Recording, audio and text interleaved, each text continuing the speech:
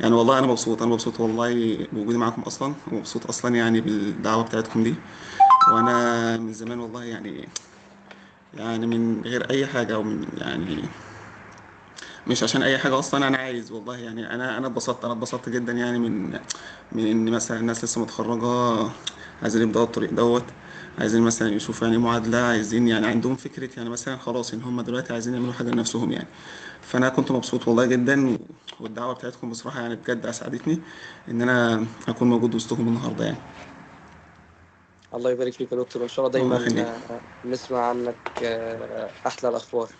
يا رب يا طبعا رب حبيبي. النهاردة زي ما الدكتور عمر اتكلم في الجروب، مش مجرد سيشن أو بودكاست. إحنا بنتكلم عن يعني بنتكلم كأننا بنتكلم إخواتنا وزمايلنا، لأن كلنا في نفس المرحلة تقريبا. اكيد طبعا. اكيد طبعا. هنتكلم ازاي نعمل المعادلة، اعمل المعادلة اصلا ولا لا، هل الموضوع يستاهل التعب والفلوس، هل المعادلة حاجة واقعية ولا مجرد حلم اصلا، اللي هو اللي بيعمله تنين مجنح واللي ما بيعملوش فاشل. كل دي حاجات تمام. هنتكلم فيها النهاردة مع دكتور احمد ان شاء الله. وان شاء الله كلنا نستفيد، واي حد عنده اسئلة في الاخر باذن الله دكتور احمد هيجاوب على كل اسئلتكم ان شاء الله. اكيد طبعا. اكيد طبعا ان شاء الله ان شاء الله. نبدأ معاك يا دكتور أحمد. ليه موضوع المعادلة ده عامل لغط أصلا؟ يعني ليه يقول لك المعادلة؟ أنا شايفها حاجة مبهمة. أنا مش عارف إيه هي المعادلة دي، معرفش اللي تمام. بينجح إزاي. إيه هي المعادلة دي أصلا؟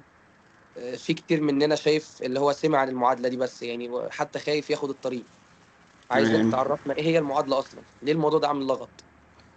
هو بص، هو مش حكايه لغط، هو المعادله ببساطه يعني هو ترخيص. يعني هو اعتراف مهني يقدر مثلا يخليك تشتغل ان انت كفيترينيريان في دوله معينه. خلاص انت دلوقتي ان انت مثلا عايز تروح مثلا الامارات هنا. تعالى ابسط مثال.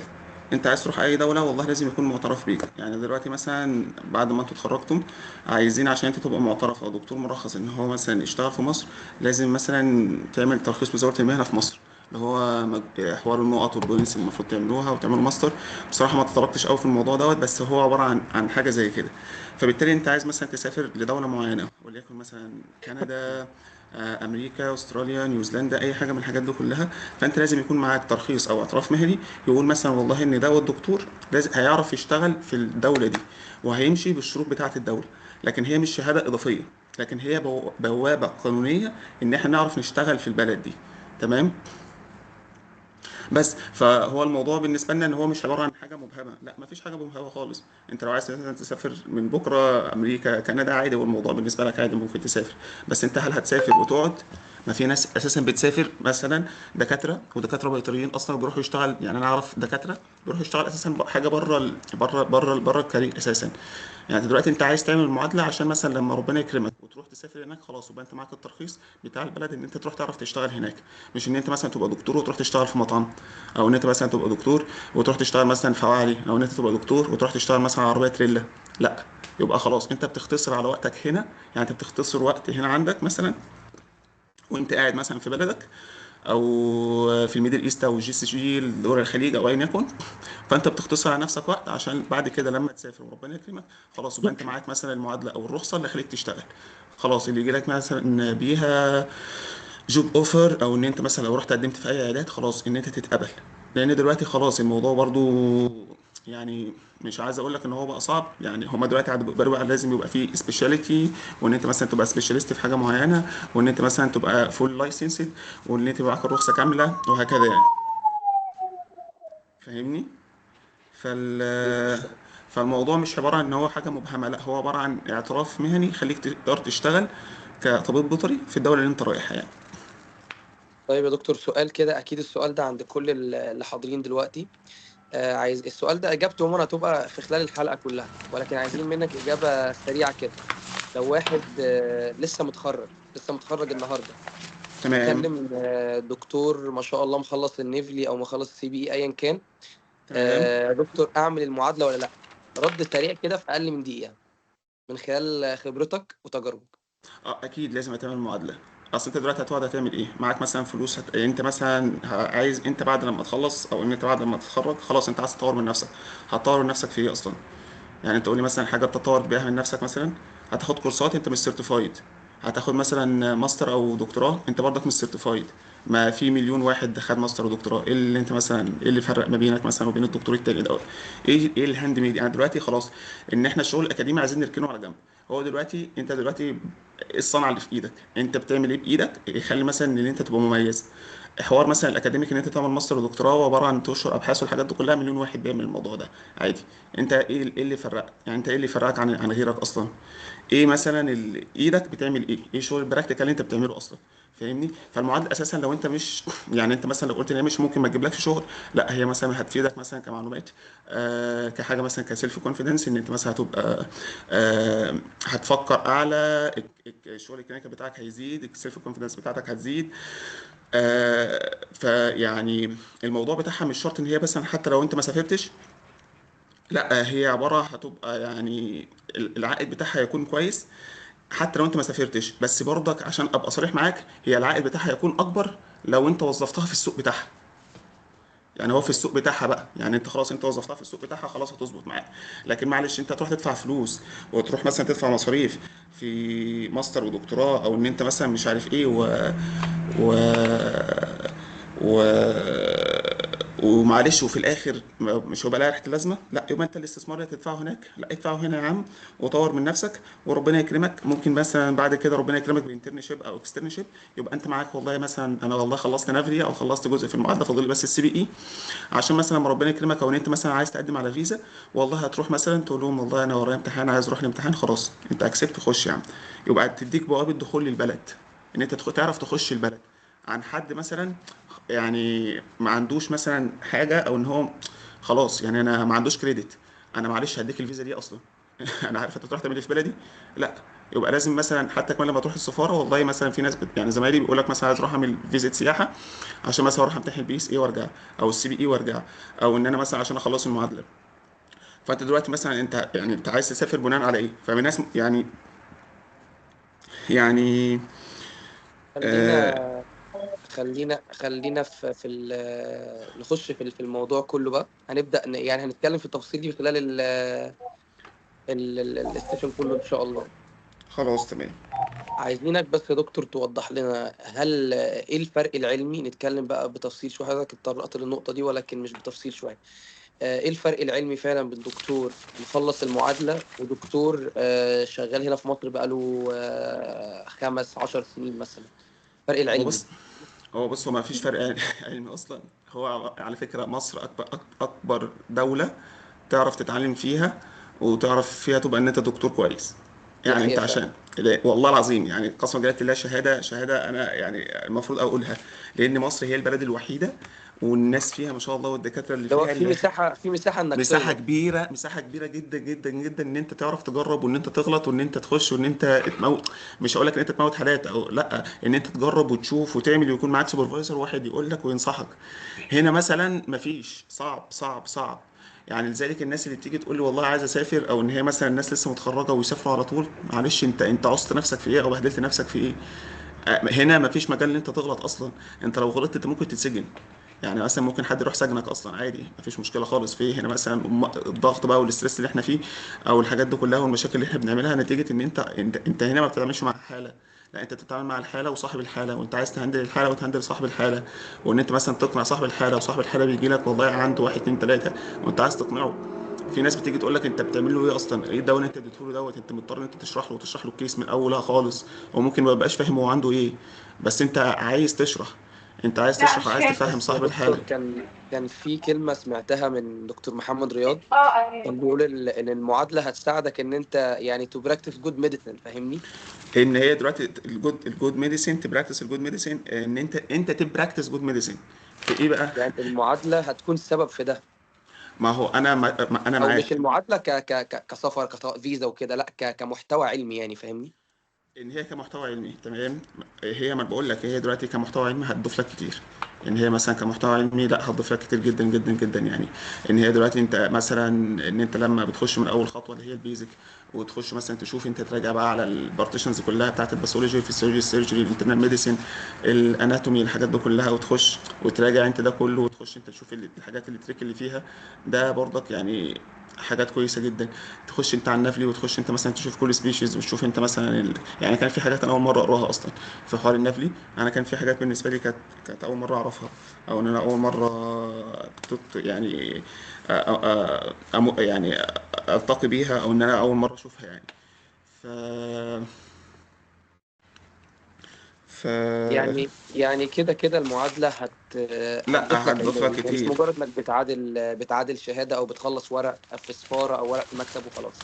لا هتضيف لك كتير. ان انت كالشغل بتاعك او التفكير بتاعك في مثلا في الحاله، او ان انت مثلا تخش في في ان انت تمانج الحاله، او ان انت يجي لك الحاله يكون مثلا عندك الفكره مثلا والله ان انا هبقى مثلا والله البري ديسبوزيشن دي مثلا، والله مين كون مثلا عندها الاتش سي ام، ان هي عندها الهايبرتروفيك كارديوميوباثي. عندك مثلا الدوبرمان عنده والله مثلا الدايليتد كارديوميوباثي. فانت بتبقى عارف مثلا الحاجات دي. يعني حاجات مثلا احنا في حاجات مثلا في الكارديولوجي، او حاجات مثلا في الانترنال ميديسين، حاجات اصلا احنا في الكليه ما كناش بناخدها. او ان احنا مثلا ككليه طب بيطري الزقازيق كان مثلا اكتر شغلنا كله على اللارج انيمال. على اللارج انيمال. ما كانش في حاجه اسمها بيتس انيمال اصلا يعني. هو كان اخرنا مثلا والله اللارج انيمال كان مثلا تشوف مثلا حالات ولاده، حالات ترانتورشن، حالات مثلا في الجراحه ان هي مثلا حالات جالت يورين اوبستراكشن. الحاجات دي كلها ما فيش اساسا ان انت برضو تعرف تبراكتس جود ميديسين. دي برضك نتيجة الظروف الاقتصادية. يعني مثلا ممكن انت برضك بيجي لك صاحب حالة، راجل على قد حاله، معهوش فلوس اساسا برضو ان هو يدفع اصلا. فبالتالي انت بتحاول تلم الدنيا، او تعمل يعني ايه في حدود المتاح. فاهمني؟ فعشان كده انا دي بقول لك. بتختلف من مكان من مكان لمكان، خلي بالك. ما انا بقول لك هي بتختلف بقى. مع انت والله هتدفع كذا خلاص ماشي مفيش مشكله، انا هعمل لك الشغل اللي انت تمام. لكن انت دلوقتي انت راجل على قد حالك، معلش برضو انا مش هعلي عليك البادجت يعني. ودي عباره عن حاجه برضو بناخدها في الحسبان. ان هو دلوقتي والله لازم نبلغ الاونر، والله نقول له في واحد اتنين تلاته، ده مناسب معاك، او السعر ده مناسب معاك، خلاص تمام توكل على الله. مش مناسب معاك خلاص، ذا سب تو يو يعني. نخش طيب على النقطة اللي بعدها على طول بقى، نبدأ في الموضوع نفسه. اختيار الدولة الصح يا دكتور. أنا أختار الدولة اللي أنا عايز أعمل معادلتها بناء على إيه؟ يعني إمتى أقول أنا المعادلة الأمريكية مناسبة ليا أكتر، أو لأ الكندية، لا الأسترالية. وشفت ناس كتير بيتكلموا عن معادلات تانية، دول تانية غريبة كده، السويد وبريطانيا وحاجات كده. بس خلينا بص، في الثلاثة بتوعنا، أمريكا وكندا وأستراليا. بص هو الموضوع بتاع ان انت تختار الدولة دوت مثلا، ده بيترتب على الشخص نفسه، او بيترتب عليك انت مثلا. فانت المفروض تسأل نفسك 3 اسئلة. والله انا عايز ايه مثلا؟ انا عايز ايه من السفر اصلا؟ عايز فلوس سريعة، ولا انا عايز اهاجر، ولا انا عايز اعمل مثلا ادرس سبيشاليتي، تخصص، او ان انا مثلا عايز استقر. تاني سؤال ممكن تسأله لك ان انت دلوقتي انت فين بقى؟ خلاص انت لسه طالب، طب انت خريج، طب انت شغال، طب انت وراك جيش مش وراك جيش. مقدرتك انت على التكلفة، هل انت مثلا المقدرة المالية بتاعتك معاك فلوس؟ آه، والوقت بتاعك. يعني انت مثلا تشوف انت مثلا والله يعني يعني آه، يعني مثلا حاجة زي مثلا أمريكا. يعني مثلا حوار أمريكا بيقول لك مثلا إن هي الفرص فيها كتير، والدخل يكون فيها كتير شوية، لكن الطريق طويل شوية وعايز منافسة عالية. بلس إن الترخيص بقى قصته كبيرة، لأن دلوقتي زي ما أنتم عارفين السي بي إي دلوقتي بقى ب 13000 دولار. وحتة ترامب بقى إن هو يقول لك مثلا هعمل لك فيزة العمل إن هي دلوقتي ب 100000 دولار. فالموضوع بصراحة قفله على الكل. يعني لدرجة إن أنا كنت عارف ناس زمايلي خلصوا نافلي عايزين ياخدوا مثلا ترخيص رخصة نيويورك. آم، دلوقتي ممكن يكونوا خدوا رخصة نيويورك أصلا، بس هو دلوقتي مش عارفين يجي لهم أساسا جوب أوفر أصلا في أمريكا عموما. فاهمني؟ نتيجة خلاص هو دلوقتي مثلا صاحب العمل يعني هيجي يدفع على شخص 100000 دولار ليه أصلا ويجيبه. فاهمني؟ ف فبرضك هي مش مستحيله، هي ممكن تيجي عادي عادي، مفيش مشكله خالص يعني. والموضوع برضك مش مستحيل. حته طب هل دلوقتي في مثلا. دولة هل في مم. دولة أسهل من دولة؟ يعني هل مثلا أقول لك أمريكا أسهل، أو معادلة أمريكا أسهل، أو معادلة كندا أسهل؟ لا لا، هما الاثنين على فكره واحد. امريكا وكندا الاثنين واحد، حتى امتحان النفلي هو امتحان واحد للاثنين. يعني انت حتى كمان لو خدت النفلي، النفلي اختصار للنورث امريكان فيترينري لايسنس اكزامينيشن. يعني امتحان رخصه مزاوله المهنه في امريكا الشماليه كلها، اللي هي كندا وامريكا. فالموضوع اساسا مش مختلف خالص، انت بس انت بتنقل سكورات. يعني انت دلوقتي السكور بتاعك انت بتنقله من الامريكيه للكنديه، او من الكنديه للامريكيه عادي، مفيش مشكله خالص، بيكون الاي دي بتاعك وخلاص. يعني انا طب كاحمد. هسألك عن حاجة يا دكتور، أنت أكيد عندك خبرة فيها. ينفع أغير، يعني لو مثلا أنا امتحنت بيزك الكندية أو بيزك الأمريكية، ينفع أغير في النص؟ أو يعني أنا فتحت فايل في المعادلة الأمريكية، تمام. ينفع أغير بعد ما أكون قدمت الورق وقدمت كل حاجة؟ تغير ولا ايه؟ هضطر إن أنا أبدأ من الأول تاني خالص؟ لا على فكره انا كنت كده، انا اساسا انا كنت مقدم امريكيه الاول، وبعد كده فتحت فايل تاني في الكنديه عادي خالص. والسكور بتاعي بتاع البيزك في الامريكيه اتحول على طول ترانسفير للكنديه، بس انا دفعت بس رسوم ان انا تحويل السكور بس. خلاص، يعني وسمع في الفايل بحول عادي. بتاعي، وسمع في الفايل بتاعي عادي خالص.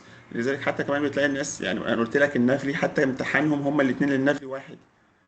هي بس اختلاف ان انت معادله. لما انا جيت قلت لك في البدايه، قلت لك المعادله هي ترخيص او اعتراف مهني يخليك تقدر تشتغل كطبيب بيطري في الدوله دي بالشروط بتاعتها. يعني امريكا مثلا في الشروط بتاعتها تيجي تقول لك والله انا امتحان العملي امتحان واحد بس اللي هو السي بي اي. كندا تيجي تقول لك لا، انت هيبقى في امتحانين اللي هو البي اس اي وعندك السي بي اي. تيجي مثلا كندا تيجي تقول لك والله انا شلت حوار اللغه ده خالص، هتجيب لي بس انت اثبات من الكليه ان هو انت درست 5 سنين بالكليه في الكليه بالانجليزي. لا، امريكا تيجي تقول لك لا، انت تعمل لي امتحان انجليزي، انا عايز اشوف الانجليش بروفيشنسي بتاعك. انت دلوقتي تعمل لي ايلتس، تعمل لي تويفل، يا اما تعمل لي امتحان تالت مش فاكر، القايل ولا البي البي تي اي تي مش إي فاكر. تقريبا. لا لا، بي تي القايل إي. القايل القايل البي تي اي ده هجرة كندا. فاهمني؟ لا هو القايل. يعني اختصارا على حسب ظروفك انت، يعني لو انت مثلا شايف ان انت. ما لما انت جيت قلت لي برضك اختار الدوله، انا قلت لك دي بتختلف على حاجات. انت الدوله بتاعتك انت برضك انت اللي تعرف تجاوب.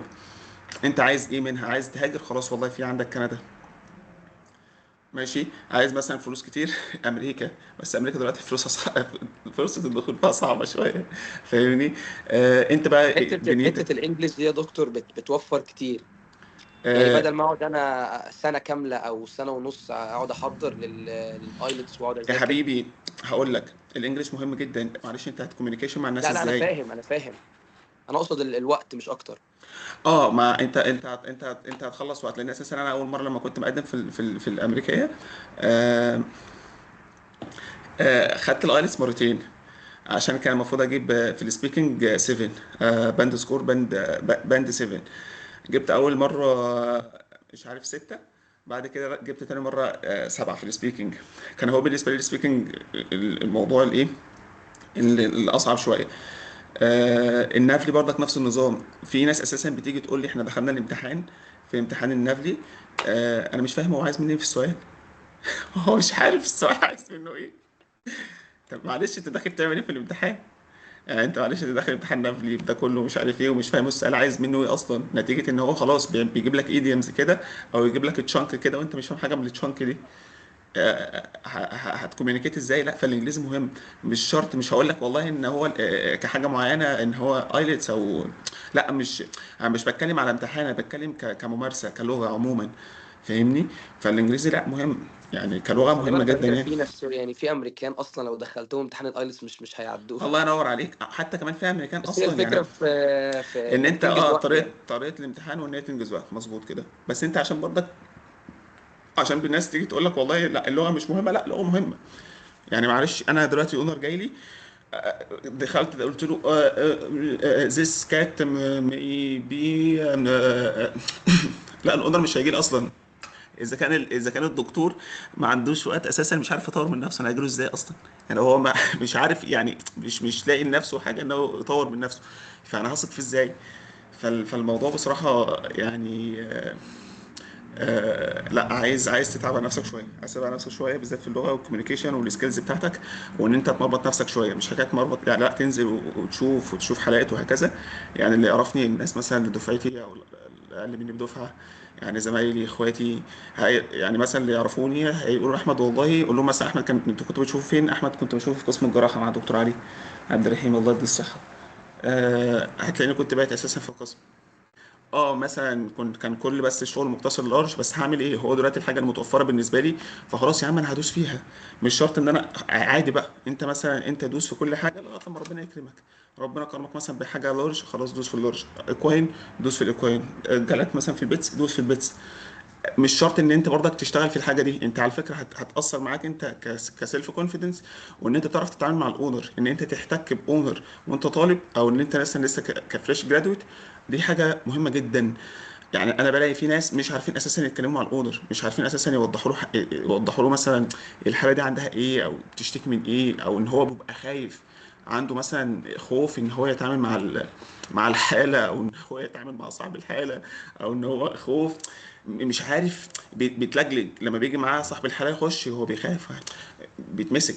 مش كده، مش هو كده. لازم، هو اللغة انت ما دام قررت انك تسافر بلد، فانت لازم يعني لازم تكون بتتكلم لغتها بشكل او باخر. انما الامتحانات الاكاديمية دي هي ما يعني انا هي دي بشتغل دي, برضه، دي العقدة، انا دي اللي بتكلم برضك بتعطل الناس كشغل كتير. براكتيكال، ما بتكلم معاك برضك كشغل براكتيكال برضه، ان انت تعرف تتواصل مع الناس، وان انت برضك هي تجرب. عموما اه تواصل اه اه عموما، ايوه. الكوميونيكيشن عموما، اللغه بتاعتها عموما، وان انت برضك تعرف تتعامل مع الناس. دي بصراحه دي لوحدها سكيل تانية غير السكيل الامتحانات، او ان انت تعرف تخش على الامتحانات. يعني دي سكيل غير صحيح. السكيل يعني. بس عايزينك بقى يوسف تكلمنا في النقطة دي من رحلتك انت، من خبرتك اه انت. حوار التسجيل، الريجستريشن، الورق، تمام. مشيت فيه ازاي؟ ايه اول خطوة عملية انت خدتها بعد ما خدت القرار بتاعك ان انا خلاص انا هعمل المعادلة؟ ايه اول خطوة خدتها في الموضوع ده؟ والله بص، انا ما اعرفش مين اللي كان قد يعني كان معايا. كان صديق ليا كان اسمه اسامه تهامي. ده برضه كنت بتكلم معاه، ودكتور خالد محمد برضه كان صديقي. ده صديقي يعني صديق الصدوق يعني. هو معيد عندكم في قسم البيولوجي. فكنت بتكلم معاه، والله كذا خالد اتخرجنا، طب هعمل ايه؟ حتى كمان كان اسامه، طب والله انا دلوقتي مثلا في بالنسبه لي حوار المعادله.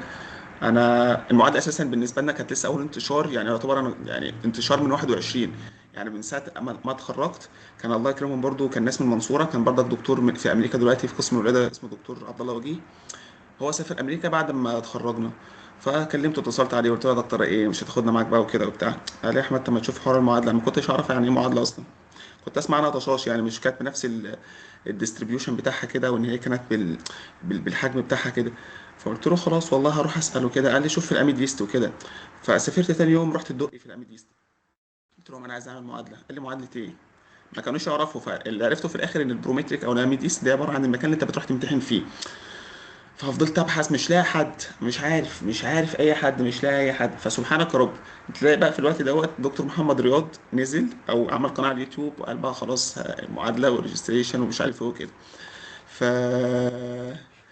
ف بعد كده بقى ايه، توصلنا ودخلنا وشفنا وعرفنا الطريقه وهكذا. الله يصلح حاله، كان في دكتور دلوقتي في في كندا اسمه مينا سامي جورج. هو شغال في سانت تريز، او كان عنده عياده في سانت تريز في شبرا. انا بقى كنت وقتها يعني، بس ساعه ما اتخرجت برضك كانت بعد التخرج ان انت تشوف حوار الجيش ومش حوار الجيش والحوارات دي كلها. كان الموضوع بيبقى صعب بالنسبه للشباب، ان انت دلوقتي انت مش عارف هتعمل ايه بعد التخرج. طب انت عايز مثلا تشوف شغل، طب انت بالنسبه لك وراك التزامات. طب انت مثلا مثلا دلوقتي هتشتغل، ولا هتذاكر، ولا عايز تجيب فلوس، ولا انت تطفل تبقى. عليك يا دكتور، انت اشتغلت بيتس بعد التخرج، ولا بدأت في المعادلة على طول، ولا يعني عملت ايه بعد التخرج بالظبط؟ ما هقول لك، انا بعد التخرج على طول انا دخلت في حوار المعادله شويه. قعدت قلت برضه اظبط انا بالنسبه لي حوار المعادله. فقعدت مع نفسي كده ايه، في حدود 6 شهور او 8 شهور، لغايه رمضان اللي بعد السنه بتاعت التخرج. بعدها على طول بعد رمضان دوت الحمد لله جات لي فرصه بيتس واشتغلت. فمن بعدها بقى وانا خلاص، يعني انا كنت مظبط السورسات بتاعت المعادله قررت خلاص. ان انك انا بقى تذاكر كنت لسه بشوف بس اكشف يعني ايه معادله، ما بقول لك ما كانش اعرف يعني ايه معادله اصلا. يعني فبدات استكشف. يعني انا كنت في الفتره اللي فاتت دي كلها كنت بستكشف، يعني من شهر مثلا 6 او 7 21 لغايه شهر مثلا 3 22 او 4 22 انا بستكشف، بشوف الوضع كده الدنيا فيها ايه وهكذا. فما كنتش اعرف برضو يعني ايه سورسات، او اعرف السورس بتاعت المذاكره او كده. فبعد كده بقى خلاص قلت خلاص ان شاء الله انا هتوكل على الله. وجالي فرصه في حدائق الاهرام، فرحت اشتغلت والحمد لله كانت برضك فرصه كويسه. اشتغلت واتعلمت وجات لي حالات وهكذا. آه، في الفتره دي كنت بحوش بقى، قلت خلاص انا هحوش ان شاء الله لغايه لما انا بقى عايز اعمل ريجستريشن، مش عايز ابقى بس انا عالي على اهلي. خلاص انا كويس انا خلينا اشتغلت. نتكلم عن الريجستريشن نفسه، هقول الورق لك. المطلوب بعيدا عن الماديات، عشان ما نصدمش الشباب. لا انا بتكلم والله، بس انت قلت لي الرحله، انا مش عارف اقول الرحله ولا اقول مثلا حاجات مختصره شورت كاتس كده، ولا انا لا مش لا، فاهم. رحلتك انت، خطواتك انت في المعادله بالماديات يا انت دكتور مشيت احمد. ازاي. حاضر يا دكتور بالماديات يا دكتور ابراهيم. هنتكلم عن الماديات. الناس بتقول الماديات اهو. الناس عايزه الماديات يا دكتور زياد. لو ركزنا في الماديات كلهم هيطلعوا، خلي ما بالك. لا ما لا انا بتكلم، ما هو الحته على فكره اللي انا هتكلم فيها دي في الماديات عشان ادي الناس دفعه برضه. ان انت هتتصرف ازاي، ما هو دلوقتي انت مش معاك فلوس هتتصرف ازاي، ما انت برضه كان جاي لك في الطريق. فدلوقتي مثلا انت عمال تجمع في الفتره مثلا من بعد شهر 4 او شهر 5 22 انت عمال تجمع فلوس لغايه اخر السنه كده جمعت قرشين. انت مرتبك برضك كان في الفتره ديت برضك مش حاجه، يعني مثلا 4000 جنيه 6000 جنيه لما يضربوا السما خالص. ففي فتره مثلا 22 برضك مش اللي هو العالي قوي ولا برضه. وبرضك كان بالنسبه لك انت في الفتره دي كان كويس. تيجي مثلا بقى خلاص اخر 22 في بدايه 23 الهوبه بتاعت الدولار، الانفليشن بقى اللي حصل دوت، اللسعه اللي حصلت دي. خلاص انا كنت مجمع، يعني كان بالنسبه لي مثلا 1400 دولار، كان الدولار مثلا ب 15 جنيه. كنت مجمع مثلا في حدود 20000 او حاجه زي كده، فقلت هعمل ريجستريشن. تيجي النطه 30000، قصدي بقى ب 30 جنيه. اوبا. اقعد يا احمد كمان شويه، اشتغل اشتغل سنتين كمان كمان. شويه. اشتغل كمان شويه جمع الفلوس. ماشي. جمعت شويه. لقيت الموضوع في شهر واحد 50 جنيه، يا سنة بيضة. فقلت لا خلاص، رحت استلفت فلوس. قلت انا هعمل استلفت فلوس، قلت لهم بقول لك ايه، انا عايز فلوس، انا عايز فلوس، وان شاء الله بس ربنا يكرم كده ابقى هسد الفلوس. دفعت عملت ريجستريشن في شهر شهر 3 23 كان في رمضان. قول لنا بقى يا دكتور الورق بتاع هقول الريجستريشن لك. كده. كان الريجستريشن بتاعي في المعادله الامريكيه، الله يكرمه كنت رحت له في رمضان، كان دكتور منى سامي، في شبرا سانت تريس. ده برضك كان يعني ايه ساعدني كتير، يعني الحمد لله الله يبارك له يا رب. آه كنت ساعتها بقى دفعت كام؟ 50000. في ال 1400 دولار كنت دفعت ساعتها كان 50000 بمصاريف البنك، وانه بياخد عمولة ومش عارف ايه وكده. ما اعرفش الدولار كان ساعتها كان 49 48 50 حاجة زي كده مش فاكر. فبس فبعدها بقى عملت ريجستريشن الورق بتاعك بيكون حاجة سهلة وبسيطة خالص. هو دلوقتي الأمريكية على ما أعتقد بقى كله شغل إلكتروني، إن أنت بتبعته كله عن طريق الإيميل. بس عشان احنا الجامعه بتاعتنا متقدمه ويل ديفلوبد يعني، احنا بنبعته احنا بريد. نبعته عن طريق دي اتش ال او يو بي اس او حاجه من الحاجات دي. عشان هم ما شاء الله متعاونين معانا فعشان كده احنا بنبعت. انت بسم الله. اه فهو دلوقتي انا كنت عملت ايه، عملت شهاده تخرج انجليزي، بيان درجات انجليزي. وشهاده التخرج الانجليزي دي عايزه تبقى انت مترجمها انجليزي بس تبقى الدبلومه. يعني اللي بتبقى هانج اون ذا وول، مش شهاده التخرج العاديه. لا بيبقى فيها عباره عن حاجه كده هانج اون ذا وول. دي برضه خدت مني وقت، ضيعت معايا وقت كبير جدا. دي ل... الجامعه اللي بتطلعها يا دكتور ولا دي اساسا من المفروض بره؟ بتطلع بعد التخرج ب7 سنين. ايوه. دي برضك يعني موضوع خد مني، يعني انا لما بعت الورق اترفض. يعني ده كله انت عمال تدفع في مصاريف فلوس شحن، والورقه عماله تترفض. وعمال تطلع ورق في الكليه وتبعت والورقه عماله تترفض. طب يا عم الحاج اعملها لي سكان وابعتها ايميل، لا احنا ما بنبعتش. اضطر انا اعملها واجرب وابعت واعمل واصرف مصاريف واطلع شهاده واروح اترجمها ومش عارف ايه واعمل نوترايزيشن واسافر واروح مش عارف فين وابعت وبمصاريف شحن. يعني مثلا كان البوليسه كانت ايامها انا كنت ببعت الورقه ب 2000 جنيه.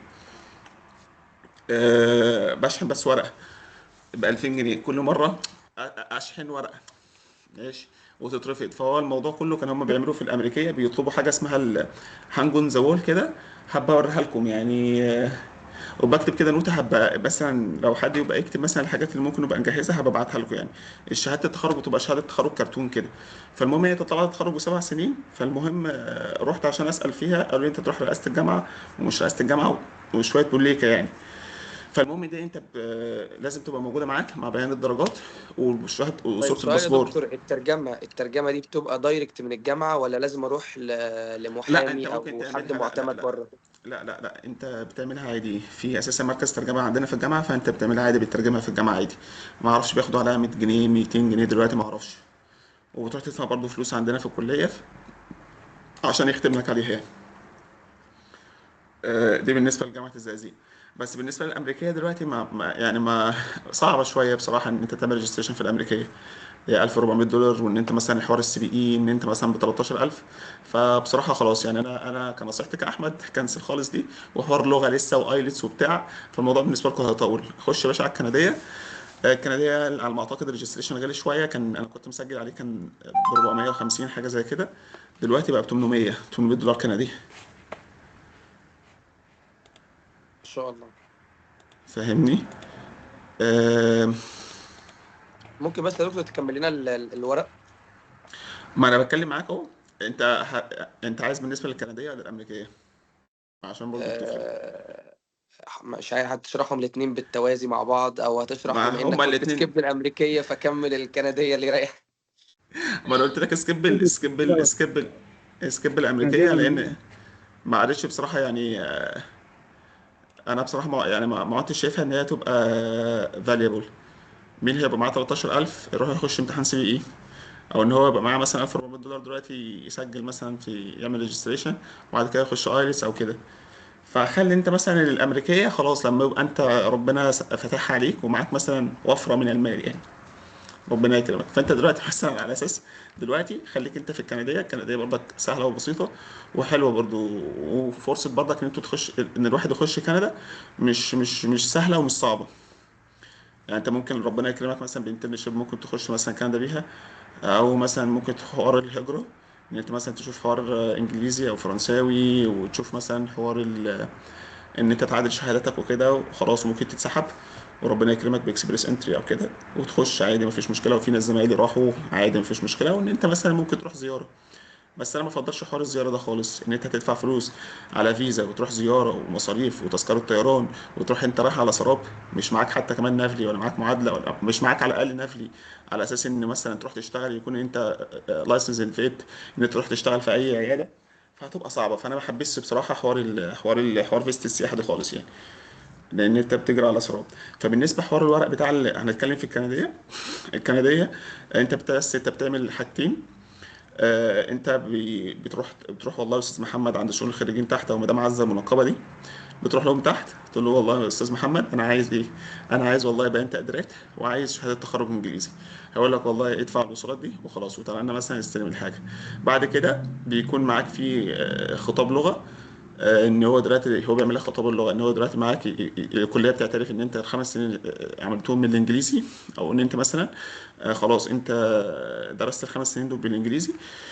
فهو برضك بيبعت لك الايه الورقه دي. وبيكون معاك دي ال3 حاجات دي كلها بتحطها في ظرف. ولازم يتختموا في ظرف والعميد يمضي على الظرف دوت ويتختم على اساس ان الكليه هي اللي بعتها. وفي ورقه تانية انت بتبقى عامل ورقه الباسبور بتاعتك بتبقى عامل لها نوترايزيشن في اي بقى ايه مكتب بتاع نوتاري يعني.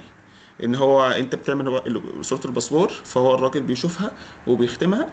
بيقول لك مثلا صوره الباسبور ديت بتاعت الشخص دوت اللي هو اسمه زياد مثلا محمد مثلا عنده كذا سنه مش عارف ايه ده ده تمام. فدي بتخلي الورقه دي لوحدها. السندر بتاعت الحاجات بتاعته الكليه السندر بيكون فيها الكليه. والورقه بتاعت الباسبور السندر فيها بيكون انت. وتحطهم هما الاثنين تروح البريد بتاع الزقازيق اللي عندنا ده اللي على الكورنيش وتروح تقول لهم والله انا عايز ابعتهم مثلا على العنوان بتاعك ده وخلاص. فهو بعد كده بيعمل الترانسفير للشحنه عن طريق دي اتش ال ولا حاجه. وبيديك تراك نمبر وخلاص. وانت بتشوف الشحنه بتعملها تراكنج لغايه لما يحصل لها دليفري هناك. وخلاص هم بياخدوا الورق وبيراجعوا الورق وبتلاقي انت مثلا تخش على البورتال بتاعك بتلاقي ان هو عمل لك صح ان احنا استلمنا ورق الجراحه. نقطه تانية ورق الجراحه. صح. ورق الجراحه لازم برضك تروح اي عياده ان انت بيكون في فورم كده برضك بتملاه، ان انت والله عملت 6 عمليات، ان انت مثلا ممكن تعمل اوفر هيستريكتومي في قط او كلب، وان انت تعمل مثلا سبلينكتومي في قط وكلب، وان انت تعمل مثلا سيستوتومي او روستروستومي برضك في قط او كلب او اي حاجه من العمليات بقى دي. ان انت مثلا خلاص وتختمها، مثلا دكتور يختمها لك او عياده تختمها لك وتمضيها لك وخلاص على كده. ان دي عشان عباره عن ورقه انت بتحتاجها بس عشان لما ايه، دي عباره عن بيقول لك السيرجيكال دوكيمنت، ان انت عياده بتشهد لك ان انت عندك خبره في الجراحه، عشان دي عباره عن خطوه من خطوات امتحان البي اس اي او السي بي اي يعني. مش هيتفتح لك امتحان البي اس اي او السي بي اي غير لما يبقى الدوكيمنت ديت موجوده عندهم يعني. بس طب يا وبتبعت الورق دكتور ده معلش كله. بس في النقطة دي، عشان أنا كنت سمعت إن الموضوع ده مش لازم في الأول، أنت ممكن حتى بعد كده بعد ما تمتحن البيزك تعمل حاجة زي كده، انا عشان قصدي لا، مش انا كل اللي قصدي انت بيقدموا تبعت دكتوراه الورق، بيكون عندهم الإمكانية دي. انا قصدي انت يعني تبعت الورق. هل الورقة دي ضرورية؟ انت بتبعت الورق، لوجيك ان انت تبعت الورق وتسيب دي وتبعت دي لوحدها بمصاريف لوحدها بشحنه لوحدها بتراك نمبر لوحدها، ولا تبعت الورق كله مره واحده؟ أنا فاهمك أيوه، بس بس بتكلم في حتة لا هي مش انت بس، هي عباره عن لسه حاجه كل ما ورق. مارستش كل ده. انا فاهم، هي دلوقتي عباره عن حاجه ورق وخلاص، هي بالنسبه لنا ورقه من ضمن الورق اللي المفروض اساسا تجهزها، فاخلص منها دلوقتي وخلاص، عشان بعد كده ايه، دماغك ما تبقى يعني ايه، انا قصدي انت دماغك مشغوله، تبقى مشغوله مع الورق، فخلاص انت بالنسبه لك خلاص يبقى تخلصها مع الورق وخلاص على كده. ما تشغلش نفسك بحاجه تانية بعد كده يعني. ممكن ربنا يكرمك مثلا تسافر تروح في حته تيجي في حته مش عارف ايه، فدماغك مثلا ما تبقاش فاضيه، وان انت مثلا ما تبقاش افيلبل في المنطقه دي ان حد يخلصها لك يعني. ده كده كل الورق المطلوب للريجستريشن؟ ده بس كل ورق، وفلوسك طبعا تكون حاضره، الكشات تكون حاضره يا باشا. ده أهم خلاص حاجة. الكشات تحضر خلاص كله كله تمام. طيب يا دكتور، بالنسبة للمذاكرة، هل أبدأ مذاكرة بعد ما أعمل ريجستريشن، ولا أبدأ مذاكرة الأول وأكون يعني على أرض ثابتة، وبعد كده أعمل ريجستريشن وأخش أمتحن على طول؟ بص، انا كاحمد، انا كنت عمال بهزر، انا دلوقتي كاحمد انا لو ما اتحطيتش في حاجه مش هعرف اشتغل، مش هعرف يعني مش هعرف ادي في الحاجه دي. يعني مثلا لو قلت لي انت مش ما عندكش امتحان، انا مش هذاكر، انا ممكن هبقى اذاكر بس مش اللي هو ضغطة الامتحان او بنفس الشغف او بنفس الحماس بتاع الامتحان، ان حد مثلا حاجز وانت وراك امتحان. هتبقى الدنيا بالنسبه لي مفتوحه، مش هحط لنفسي ديدلاين، مش ان انا مثلا والله النهارده المفروض اخلص كذا، مش ان انا مثلا والله في الشهر دوت هقسمه 4 اسابيع والاسبوع مثلا هعمل كذا، وان انا اعمل كذا. لان انا قبل ما اعمل يعني احمد قبل ما يعمل ريجستريشن غير احمد بعد ما اعمل ريجستريشن. خلاص انت دلوقتي انت بالنسبه لك انت عايز تخلص في الوقت ده، انت بالنسبه لك خلاص انت دخلت الامتحان عايز تحجز، خلاص انت المفروض هتذاكر غصب عنك هتذاكر. اي حاجه كانت شغلاك قبل كده خلاص انت هتشيلها من حياتك خالص، هتفرغ دنيتك كلها ان انت تذاكر. فاهمني؟ يعني نصيحتك يا دكتور أحمد إن أنا أنوي، توكل على انت الله، تنوي وتتوكل على أعمل الله، ولو مش ريجستريشن معاك الفلوس، ولو معاكش وأجهز. الفلوس استلف. لو معكش الفلوس استلف. على طيب فكرة حتة الريجستريشن وان انت سجلت هتديك دفعة حلوة، بس تفهم الفرق ما بين ان انت عندك حماس او اندفاع دلوقتي، وان انت يكون عندك كونسيستنسي، ان انت يكون عندك استمرارية. في ناس بتيجي تلاقيها عندك دلوقتي خلاص انا عايز اخلص وابدا مش عارف ايه، ومندفع مثلا اندفاع اسبوع، بعد كده تلاقيه هبط او وقع في نص الطريق. يعني في ناس تيجي تقول لك ايه، تيجي تحسس نفسها مثلا تفضل تتكلم، يعني الناس عايزه تعمل لنفسها مثلا ارضاء ذاتي، هفضل اتكلم عن المعادله، خلاص يا عم انا عامل المعادله ومش عارف ايه وبتاع، فبتدي نفسها فولس سنسيشن يعني ارضاء كاذب، يعني ساتسفاكشن، يعني سودو ساتسفاكشن، زي السودو ستراتيفايد كولومنار ابسيليال سيل مش عارف ايه. هو كده انت عايز تعمل لنفسك سودو ساتسفاكشن، فانت هتخش هتتكلم عن المعادله، بص انا هعمل معادله وان شاء الله انا تمام، وبعد كده هسافر وخلاص اخش البيزك، خلاص بص انا هخش النافي ومش اللي هو عارف ايه طول ما أنت وبتاع. محطوط في نفسك في الموضوع انت أنت. بتعمل نفسك ارضاء بالظبط. ارضاء كاذب، وبتحس ان انت تمام، بس انت دلوقتي انت ما حطيتش نفسك جوه الحاجه فخلاص. حط نفسك بقى وخلاص وعيش بقى يا باشا، انت غصب في عنك انت سؤال بس يا دكتور، قبل ما ننتقل من النقطة دي، علشان أنا عارف إن حضرتك مريت بالموضوع ده يعني. في حد بيسأل بيقول لك لو حد مسافر بره مصر، ممكن حد في مصر يطلع له الورق ده، ولا لازم يكون عادي، هو موجود؟ لا عادي، انا بالنسبه لي كان والله صديقي دكتور خالد هو اللي خلص الورق، بالذات المعادله الكنديه ده اصلا اسهل ورق تعمله هو بتاع المعادله الكنديه. انا المعادله الامريكيه بصراحه يعني قعدت فيه 8 شهور عشان اخلص ورقي. خالد خالد عشان خالد برضه كان برضه ميزته إن هو في الكليه، فخلاص هو كان بالنسبه مثلا كان بروح الكليه الصبح بتاع مش عارف ايه، فكان بيخلص الموضوع عادي. خالد اقول لك ايه بالله عليك بس مش عارف ايه، حاضر يا ابو حميد تمام مش عارف ايه، خلاص هو خلصت الموضوع شحن لي الورق والدنيا زي الفل. فانت عندك صديق كويس، صديق مثلا حد مخلص بالنسبه لك، مثلا اخوك والدك اي حد هيروح يخلص لك الدنيا وخلاص، وامور سهله وطيبه يعني، مش حوار يعني، مش تعقد الدنيا الدنيا. بسيطة يعني. اه حتى كمان والله ورقه الجراحه كلمت كان دكتوره مين، دكتوره اسماء، قلت لها دكتوره بالله عليكي بس كذا كذا، خلاص حاضر يا احمد. يعني انا كانت علاقتي بس الحمد لله رب العالمين برضه في الاقسام كويسه، سواء دكتور محمد جمعه، دكتور احمد منير، علاقات المستشفى كلها، دكتوره شيماء الباطنه، دكتور احمد عبد العال، الناس دي كلها يعني كانت علاقتي بيهم كويسه الحمد لله رب العالمين، دكتور علاء ابراهيم.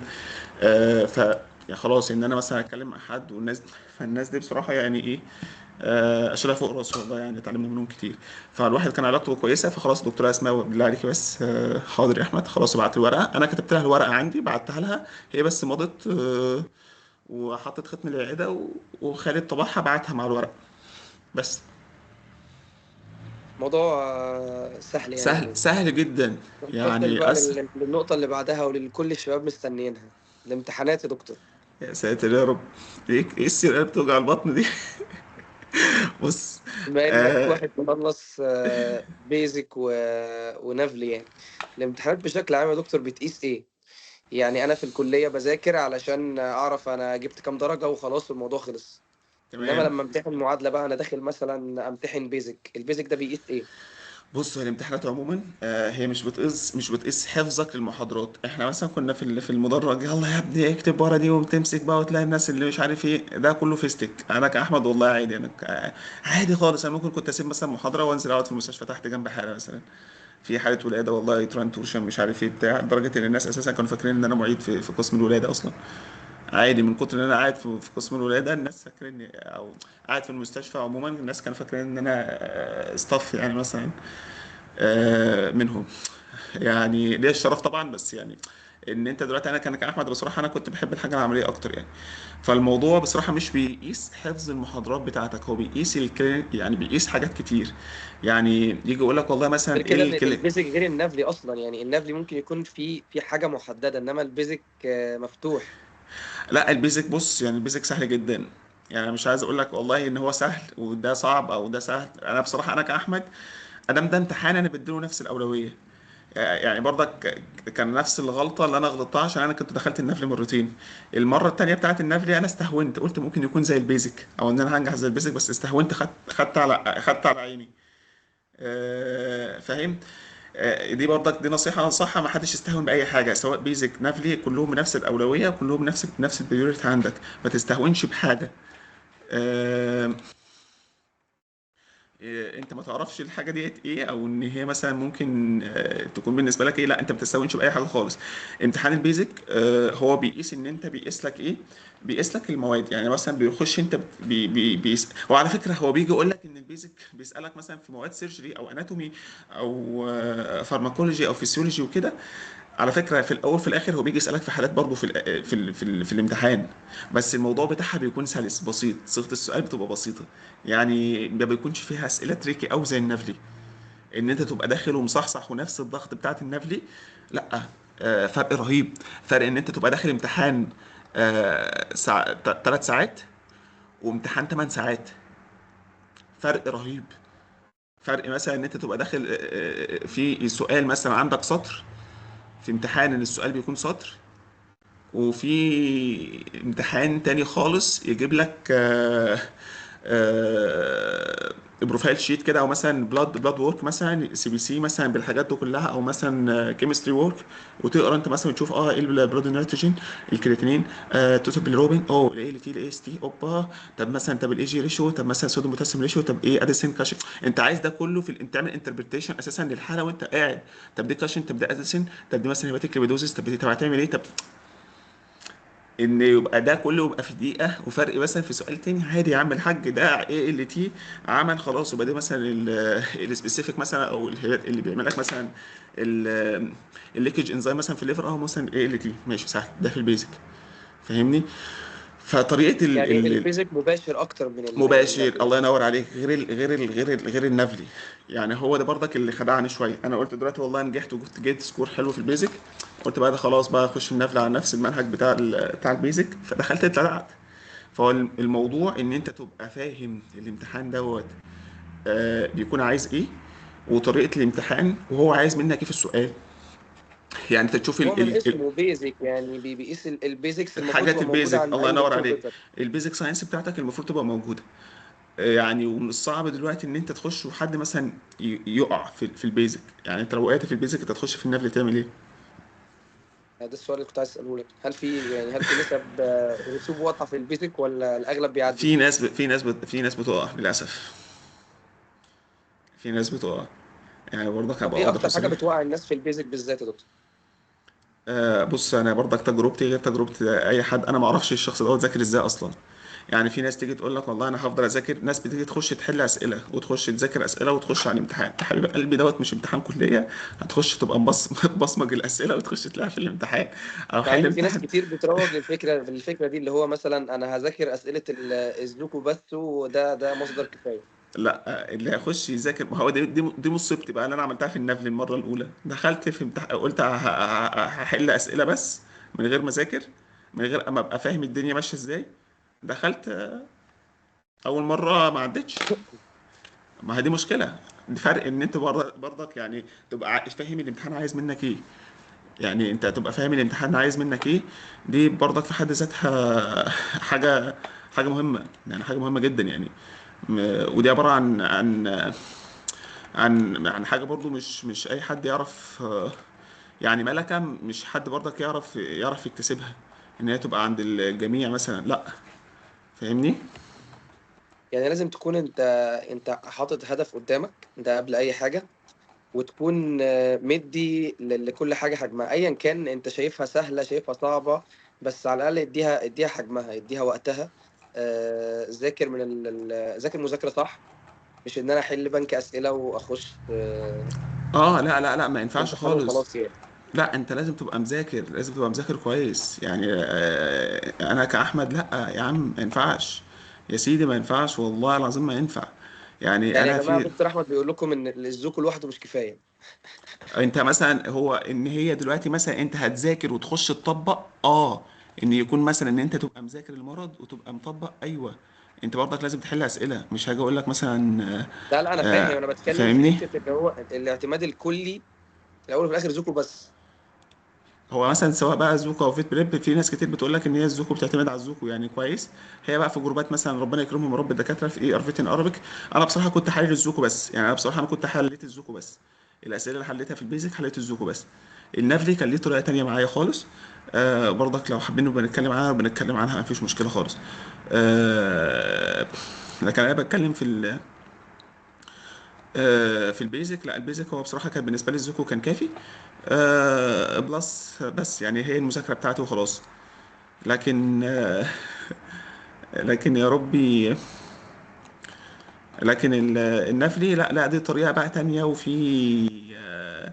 وفي تصحيح حاجة مختلفة كده، وبيصححوا بطريقة مختلفة، بيقولك في ايكويتيشن معينة وحاجات كده هم ايه بيعملوها وكده يعني طب هي ايه يا دكتور، ايه هي مصادر مذاكره البيزك؟ يعني انا دلوقتي واحد انا خلاص عملت ريجستريشن، او من قبل ما اعمل ريجستريشن محتاج اجهز ايه علشان في الفتره اللي بين الريجستريشن والامتحان اقعد اذاكر السورس اللي معايا او السورسات اللي معايا دي، غير الزوكو بص طبعا. بص هي بتختلف برضو. هو انت دلوقتي مثلا على حسب انت شخص متفرغ ولا شغال وراك شغل او ملتزم بحاجه معينه. يعني انت ما شاء الله واحد زي دكتور زياد محمد، ما شاء الله جيشه لسه بدري عليه شويه، فانا نصيحتي ليه ان هو تحماش دلوقتي بقى. يعمل والله يا ابني قسما جلاله الله الجيش. يعني انا عايز اقول لك والله ان ربنا كرمك مثلا في الجيش وحاجه، احسن حاجه تستثمر فيها واحسن في حاجه هتعلمك شغل، وربنا كرمك باي مزرعه في مستشفى البترول القوات المسلحه او اي حاجه. يعني هتبقى احسن ده عشان من ما يعني. دخلتش، بس عشان ما دخلتش. والله انا كاحمد والله كان نفسك كنت اخش اعمل الجيش. لا يعني لا، بعد الشر كان عليك، نفسي. بعد الشر عليك يا عم. والله كان نفسي اخش الجيش، بس هي جت من عند ربنا. اقول له لا خلاص خلاص يا احمد، توكل على الله. هي بس. خلينا بس نرجع لنقطتنا عشان ما نعيطش منها. احنا كنا بنقول ايه بقى، معلش؟ المصادر بتختلف، او يعني الموضوع بيختلف حسب انت متفرغ او مش متفرغ. بص انت برضك بتفرق. انت دلوقتي انت بالنسبه لك آه بسم الله الرحمن الرحيم. انا دلوقتي آه محتاج ايه اخش بيه الامتحان البيزك يا دكتور؟ وعدد الساعات اللي محتاج، اللي هو المتوسط، ان انا اذاكر يوميا من السورس الفلاني او من الكورسات دي، علشان بس البيزك على الاقل. بص ان انت تبقى منظم وقتك خلاص بقى. ان انت دلوقتي مثلا عندك والله مثلا، انا مش بديك مثلا برضو وصفه اقول لك والله تعملها هي دي، برضك دي عباره عن حاجه بتفرق عليك انت وانت كزياد مثلا. انت برضك هتبقى عارف دنيتك اكتر مني يعني. فاهمني؟ يعني انت مثلا وليكن عندك والله الاسبوع عندك 7 ايام في الاسبوع. انا هقول لك بس والله كاحمد، عيش يومك في الكامل خالص، بس سيب لي ساعتين كبيزك. يعني انت يومك كله عيشه خالص، هات لي بس الساعتين ساعتين دول بس بقى يا كده. دكتور، هل الله ينور اذاكر عليك. فيهم مواد ولا اقعد احل فيهم اسئله؟ ما يعني هقول هل لك بقى افتح مثلا فايل هقول لك بتاع ما هقول لك دكتور هقول لك راضي؟ هقول لك هقول لك اهدى عليا. هو دلوقتي انا بقول لك انت مثلا طول اليوم اركن خالص 3 ساعتين مثلا او 3 ساعات. هات موبايلك ده ارميه خالص. انا والله العظيم كنت بعمل موبايلي، كنت بعمل وضع طيران واروح راميه. متخيل ان الموبايل دوت كنت بمسكه كده ارزعه ابعده، كنت عايزه يتكسر. لدرجه ان انا كنت خلاص ببقى ماسح انستجرام فيسبوك، ببقى ماسح كله. خلاص انا عايز دلوقتي عايز اذاكر، مش عايز حاجه تلهيني. مش هفضل ابقى فاتح البتاع كده ايه، سكرول سكرول سكرول سكرول. مش في حد عايز يخش هفضل اعمل مثلا سكرول سكرول سكرول سكرول كده، فهضيع وقت على الفاضي. فلا فبالنسبه لك انت مثلا كان بيبقى 5 ايام في الاسبوع عندك والله من 60 ل 90 دقيقه مثلا ان انت هتذاكر مذاكره ثابته. تمام. هتذاكر مذاكره والله وليكن النهارده هتبدا مثلا بالفسيولوجي. تخش والله مثلا تشوف مثلا فسيولوجي كاردياك اوتبوت مثلا مش عارف تشوف مثلا الحاجات بتاعه الريبرودكتيف، تشوف مثلا مش عارف ايه. تخش مثلا والله الفارماكولوجي هنشتغل النهارده مثلا بالبيتا لاكتامز، الكيفالوسبورينز مثلا، تشوف الماكرولويدز، تشوف مثلا الحاجات دي كلها. تشوف مثلا والله انت يا الفلوروكينو. دكتور من الناس اللي بتقول اذاكر الاول مثلا الفايل بتاع دكتور رضا، ولا ان انا اشوف الاسئله بتاعه الفسيولوجي واشوف الشرح بتاعها واخش اسرش عنه، لا او اشوف انا الشرح بتاعه في ورق دكتور رضا مثلا؟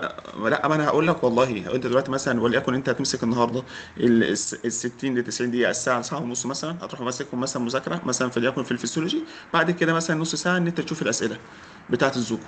ده بالنسبه لك انت كده زي الفل. يعني مثلا ساعه ساعه ونص او ساعتين انت كده ظبطت دنيتك. من ساعه لساعه ونص مثلا مذاكره، بعد كده نص ساعه اسئله. كده انت الساعتين بتوعتك انت كده ايه تمام، انت مش تحت ضغط ولا اي حاجه خالص. لكن مدة التحضير دي بتختلف ان انت بقى، يعني انت مثلا لو لسه طالب دي بتختلف ان انت لسه خريج مثلا وفاضي او متفرغ. برضك دي يعني ان انت ما عندكش اي ضغط امتحانات او اي حاجه، خلاص ده بالنسبه لك بتفرق. مثلا ممكن بتبقى من 6 شهور، في مثلا بتفصل معاها لسنه او هكذا. في ناس مثلا بتبقى لسه متخرجه مثلا او شغاله، دي برضك بتبقى على حسب. ممكن يكون في ناس عندها ضيق وقت او ان هي ممكن تبقى شغاله ولا حاجه، دي بتختلف برضو على حسب التحضير للناس. فبرضو انا مش هقدر اقول لك والله وصفه ثابته اقول لك خش اعمل كده، او ان انت مثلا ده هتبقى بالنسبه لك الحاجه او الاسطمبه او التمبلت اللي انت تمشي عليه. لا، انت دلوقتي والله عاجبك الحاجه دي، او ان انت مثلا هتعرف مثلا ساعتين ان انت تظبطهم عشان تعرف تذاكر، كان به. وعلى ما اعتقد هتبقى سهله بالنسبه لاي حد يعني. لكن مثلا ان انت تعرف ان انت تبقى جاهز بقى ازاي، ان انت مثلا في ناس والله بتعمل في مواقع على ما اعتقد، او في ناس دلوقتي على الجروبات ان هي بتعمل مثلا موك تيست كده. ان انت بتخش وبيجي لك في الاخر درجه، انت تشوف درجتك بقى في البراكتس دوت بقى، ان هي عباره عن حاجه ثابته، ولا انت مثلا انت ايه السكور بتاعك بتجيب كام، ولا ايه الدنيا. الحاجه اللي انت غلطت فيها دي حاجه انت مش فاهمها، ولا حاجه مثلا انت كنت عارفها بس ما خدتش بالك منها. فاهمني؟ وقبل الامتحان بقى ان انت تبقى مثلا تظبط دنيتك وعارف انت الباك دروس بتاعتك او الحاجات نقاط الضعف بتاعتك. خلاص ان انت مثلا قبل الامتحان بيكون عندك مثلا خطة مراجعة بقى ايه، قبله بشهر او اسبوعين 3 اسابيع، على حسب ما انت ايه بتظبط دنيتك، بيكون عندك خطة واضحة يعني. فاهمني؟ عشان برضه يا دكتور ندي كلمه واضحه في الموضوع ده. بشكل اوضح يعني. تمام. المصادر، هل تمام. اعتمد على الزوكو والفايلات اللي على اي ار فيت؟ ده هل دي مصادر كفايه؟ بص، بالنسبه للبيزك انا كاحمد يعني انا كاحمد بالنسبه للبيزك دي هتبقى كفايه جدا، انت خلصها بس. وانا كاحمد برضو انا مش من مدرسه ان انا اعدد السورسات بتاعتي. انا بالنسبه لي سورس واحد ابقى ماشي فيه واعرف اخلصه وابقى فاهمه، بالنسبه لي من اكتر من مليون سورس. ان انا ابقى مشتت نفسي ومش عارف هو عايز مني ايه، او ان هو بيسالني في ايه، او ان انا شتت نفسي وان انا اخش ابقى مبهوأ، هنا شويه واخش هنا شويه، اخش هنا شويه اروح هنا شويه. يبقى انا كده هفضل مشتت، وهبقى مش لا مسكت يمين ولا شمال. الله عز وجل قال: ما شاء الله الرجل من قلبين في جوفه. امشي في طريق واحد، خلاص الدنيا هتظبط معاك في اي حاجه في حياتك بقى. خلاص انت مركز في الحاجه ديت، خلاص انا همشي في الحاجه ديت وهتوكل على الله بس. ما ينفعش بقى انت معاك مثلا خلاص انت ظبطت والله بتاعت دكتور سيد رازا هتذاكر منه، يبقى هو ده السورس بتاعك. وبالنسبه لي انا كاحمد في البيزك هبقى زي الفل. وسورس الاسئله الزوكو كفى الله من القتال، بس مش عايز حاجه اكتر من كده. انت خلصهم، انت خلصهم. جميل. طب سريع يا دكتور، معلش كده، لو تقول لنا المواد اللي بمتحن فيها في البيزك. والله انا مش متذكر قوي، بس هي عباره عن كان 13 حاجه. يعني كان 13 ماده على ما اعتقد يعني. بسم الله الرحمن الرحيم. اشوف آه، نعم. اشوفهم اهو. مش متذكر أوي والله يا زوز، بس يعني هو الموضوع اساسا عدى عليه، عدى سنه. بس هو عباره عن ايه؟ المواد الاناتومي، ال- الفسيولوجي، الحاجات كلها بقى دي، الكلينيكال باثولوجي، الباثولوجي نفسه، السيرجري، الريبرودكشن، الحاجات دي مش هيخترع لك يعني. بس بتبقى عباره عن حاجه برضك مش مخصصه بسبيشيز. انت بتبقى عباره عن حاجات متنوعه كده، فاهمني؟ ايوه، انا عندي اناتومي، فارماكولوجي، باثولوجي، ميديسين، انستيزيا، سيرجري، انستيجيا، دايجنوستكس، مظبوط. انيمال ويلفير، وبريفنتيف ميديسين. البريفنتيف، ايوه البريفنتيف ميديسين. الحاجات اللي بيسالك برضك في حاجات في البريفنشن، اللي هي بتقول لك السبيسيفيتي، ال ال بسم الله الرحمن الرحيم. أيوة، ثانيه واحده كده معاك.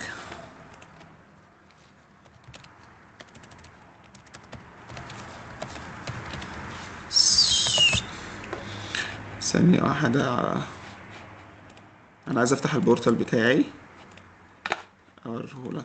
سيرتيفيكيشن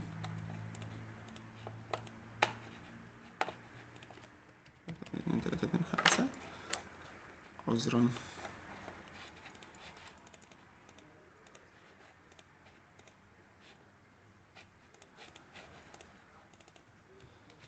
معايا. معاك يا دكتور. احنا كنا بنقول ايه؟ معلش. ال- المواد وكده. المواد، قلت لك بسم الله الرحمن الرحيم. انا قلتهم بس يا دكتور، هتلاقي اغلب الجروبات عاملين تقسيمه لعدد الاسئله اللي بتيجي في كل جزء. هل الكلام ده و- حقيقي؟ عشان انا سمعت ناس بعدها بيقول لك لا، اصل مش عارف ايه، يجي منه سؤالين بس، بص يا ويجي حبيبي، انت منه دلوقتي سؤال. انت امتحان كمثلا امتحان كبيزك، بيجي لك مثلا 225 سؤال. هل انت هتبقى مركز في ال 225 سؤال؟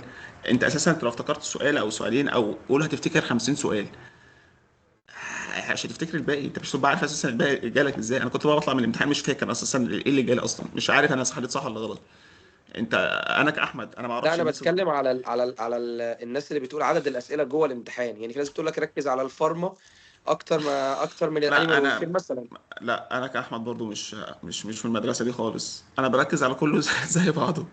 ده احسن برضه، احنا دافعين فلوس. انا بقول لك على كله زي بعضه. هو النفلي بصراحه يجي مثلا دي ممكن امشي في الطريقه دي برضه. كان في النفلي ان هو دلوقتي بالنسبه لي عدد الاسئله بيكون في حاجه في البيج فور او البيج فايف، اللي هو القناين الفلاين دي اكبر اسئله 50% من الامتحان قناين فلاين. بعد كده بوفاين اكواين كان 25%، والباقيين السبيشيز التانية اللي هي بقى اكزوتكس. الاكزوتكس والحاجات دي كلها بتبقى 25% برضه، فاهمني؟ فكان 50% كمان في لاين. انت لازم تبقى داخل اساسا ما عندكش الرفاهيه اصلا ان انت تبقى سايب حاجه، لا انت بتبقى فاتح الليست قدامك، ولازم تبقى صامم الليست دي تبقى حافظها صم، تبقى عارف ايه اللي بيجي لك، ايه الحاجات دي، ايه الليست دي اصلا. يعني تبقى عارف، شايف مثلا القناين او الفلاين او الحاجات دي كلها، تبقى عارف والله انت داخل تمتحن في ايه. يعني انت داخل مثلا في القناين، يقول لك في الكاردياك اريزميا، الكارديوميوباثي، الكارديو بالمونري اريست، الهايبرتنشن، الهايبوتنشن، الهارت وورم، الدايريتد كارديوميوباثي، تشوف مثلا الاندوكراين، تشوف الدايبيتس ميليتس، الدايبيتيك كيدوسيدوزس، الهايبرادريك كورتيزيزم، الكاشنز، الكاشنز، الحاجات دي كلها. فالموضوع، فالموضوع بصراحة لا، انت مش تبقى داخل مثلا ان انت تبقى داخل لا انت لازم تبقى عارف كل حاجة. يعني يعني مثلا بشكل تشوف عام ادي الكونتنت كله نفس نفس الاهتمام. التركيز، نفس وال... الاهتمام. وبصراحة لا، يعني الموضوع كبير. يعني انت موضوع مثلا السيلبس او المنهج عموما كبير، ان انت مثلا تخش مثلا في الجاسترو انتستاينال او الدايجستيف، تشوف مثلا البيلر ديزيز، تشوف مثلا الاكزوكراين بيكاتيك انسفشنسي، في حاجات اساسا كنا اول مره ان احنا نقراها او ان احنا نعرفها. في حاجات مثلا التيومرز، شوف مثلا آه، بسم الله الرحمن الرحيم، شوف مثلا الادينوكارسينوما، الهيستوسايتوما، تخش مثلا الترانسميسبل فينريال تيومرز، التستيكولار تيومرز، تشوف مثلا حاجه اسمها الاو ار اس، الاوفيريان ريمنت سيندروم. الناس مثلا اللي بتعمل مثلا اوفريستريكتومي وتسيب جزء من الاوفري، وبعد كده مثلا تيجي لك الحاله يقول لك ان هي طلبت جواز تاني او على اعراض جواز، فناس تيجي تقول لك مثلا ان هي عندها مثلا اوفريان ريمنت سيندروم، فتخش تاني وتفتح تاني، فده مصيبه برضو. حاجه مثلا يقول لك السيدو بريجنانسي، البايومترال بترايتس، الكريبتوشيديزم. شوف مثلا حاجات مثلا اليورينري، في عندك في البلادر تيومرز.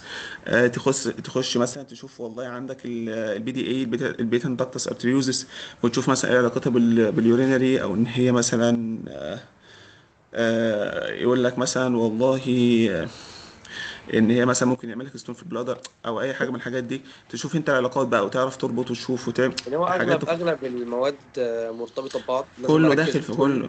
اه، لازم ادي وتخش اهتمام مثلا لكله. تشوف مثلا التوكسيسيتي بقى، وتشوف مثلا الليد بويزنينج، تشوف مثلا الانسكتسايد توكسيسيتي، الرودنت سايد توكسيسيتي، عندك مثلا الاثيلين جلايكول توكسيسيتي، كان عباره برضه ان احنا برضك نقراها، الديسيمينيتد انترفاسكولار جلوباثي. تشوف انت الحاجات دي كلها. فالموضوع بصراحه لا، كبير كبير. يعني انا احنا بقول كل ده لك النمل اتكلمنا اكبر. اتكلمنا في البيزك، واتكلمنا في المواد، واتكلمنا في المصادر، واتكلمنا وتطرقت انت للي هو مدة التحضير قد ايه، وبذاكر. عايزين بقى نركز شوية في الحتة دي. لو هنعمل خطة كده لطالب لسه متخرج، حاجة بسيطة يعني. انا عارف ان الموضوع بيختلف من شخص لشخص. ظروف الناس مختلفة. في واحد شغال شغل معين، في واحد شغال 3 4 ساعات في اليوم، في واحد مش شغال خالص. ولكن خلينا ناخد في المتوسط. انا دلوقتي عملت ريجستريشن. المده اللي انا محتاجها لو انا مثلا بذاكر 3 ساعات في اليوم علشان اكون لامم الكونتنت كله واخش وان شاء الله انجح. ما هو بص، هي إن لو انت مثلا انت كزياد، او ان انت متفرغ، وان انت هتذاكر 3 ساعات في اليوم، ده كويس جدا، مفيش مشكله. بس انت برضك لازم يكون معاك حاجه تانية انت بتعملها في اليوم، لان انت اساسا هتتقرف. ان انت برضك يعني مثلا سواء سيب الحاجات دي بقى للناس يا دكتور، يعني كل واحد وظروفه. انا انت بتكلم في الطبيعي. يعني انا دلوقتي هل البيزك محتاج؟ يعني انا كنت شفت مثلا فيديو دكتور محمد رياض، كان بيقول لك انه ايام النفلي كان بيذاكر 18 ساعه يوميا. انا كاحمد ويمكن كنت انت بذاكر كمان من قلت لي حاجه زي كده عن نفسك. ايوه. 6 ل 8 ساعات. انت متخيل ما كنتش ايوه. بنام اصلا. بس ده النفلي، هل البيزك لا، كده برضو؟ النفل بصراحه انا كنت بذاكر، بعد كده عملت ريجستريشن بعدها ب 15 يوم عادي. يعني كنت بذاكر طول السنه، وبعد كده قلت هقرر اخش الامتحان. هتخش يعني امتحان هل امتى يا مدة ابني؟ يا دكتور 4 شهور كافية لو أنا اه، بذاكر ثلاث لو ساعات في انت اليوم؟ هتذاكر كويس هتبقى 3 شهور كمان. يعني بالنسبه لي البيزك في 3 شهور يتجاب عادي.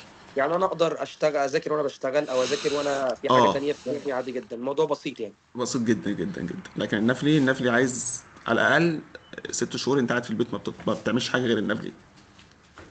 هنا الموضوع بالنسبه لي كان صعب، عشان برضك انت عارف هنا الوضع، هنا الشغل ازاي. بلس ان انت هتذاكر، طب هتعمل ايه، طب انت هتيجي تعمل ايه، طب انت عايز، انت لوحدك. انت دلوقتي انت مطلوب منك انت بتعمل اكل لنفسك، شرب لنفسك، بتنظف لنفسك، بتغسل لنفسك، هكذا. الحاجات دي كلها الحاجات الروتينيه اللي انت بتعملها دي، ومضطر انت تذاكر، ومضطر انت تشتغل، وتشوف انت ضغط الشغل وضغط الناس و فالموضوع بصراحه برضك كان بالنسبه لي مرهق، مرهق جدا. يعني بقول لك ان انت اساسا ما كنتش بتنام، انت كنت بتنام مثلا 6 ساعات في اليوم، ازاي نمتهم اصلا؟ وطول ما شاء اليوم مثلا خلاص الله. 8 ساعات الشغل، والثمان ساعات التانيين انت عايز تذاكر او عايز تجمع بقى مع حاجاتك التانية الروتينية. انت هنوصل لمرحلة الليفل دي قريبا، عشان نعدي البيزك بس. فاهمني. عايزين فالموضوع نروح يا دكتور نتكلم في حتة الفلوس بقى باستفاضة شوية. يعني الموضوع كله كده في البيزك، كنت حضرتك قلت هيكلف كام؟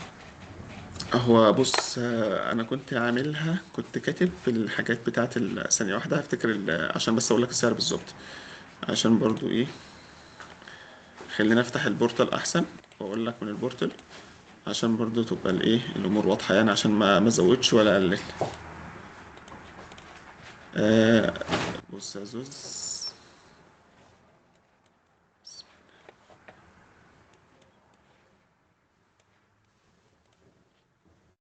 والله بص، هو كان الريجستريشن كان قلت لك مثلا في الكنديه كان $800 كندي على ما اعتقد.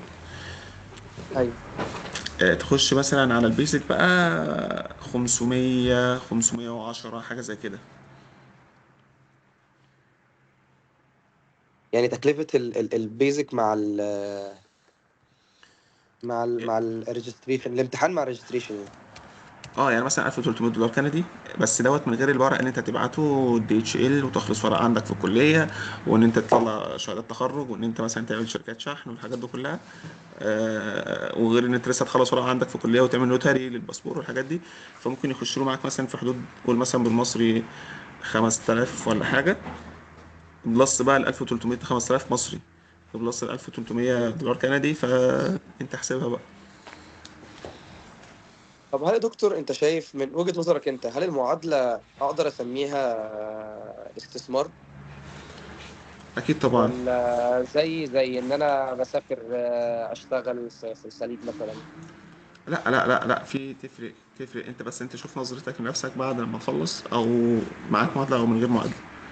نظرة بس برضو الناس اللي هتجيبك، لا يا عم ده معاه معادلة عدى نفلي، يعني ده راجل تابع على نفسه، ده راجل اشتغل، ده راجل خلاص انا لو حطيته في المكان ده هيعرف يدوس، هبقى مطمن على المكان بتاعي معاه.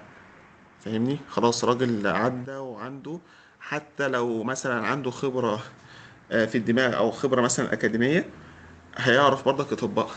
يعني تبقى دماغه نظيفة، يعني انا هبقى عارف لا الواد ده، يعني الشخص دوت او الدكتور دوت دماغه نظيفة، ان انا لو جبته في المكان دوت هعرف مثلا، مش هتعب معاه في تريننج. خلاص هو مثلا ممكن اسبوع اسبوعين هيفهم الليله، فخلاص انا كده اطمنت على المكان بتاعي معاه. فاهمني. بلس بقى ده كله انت بتكلم مثلا معاك في السيلبس انت بتشوفه، او السيلبس انت بتقراه او بتذاكره، فالموضوع بصراحه متعمق جدا، يعني عميق جدا جدا جدا يعني.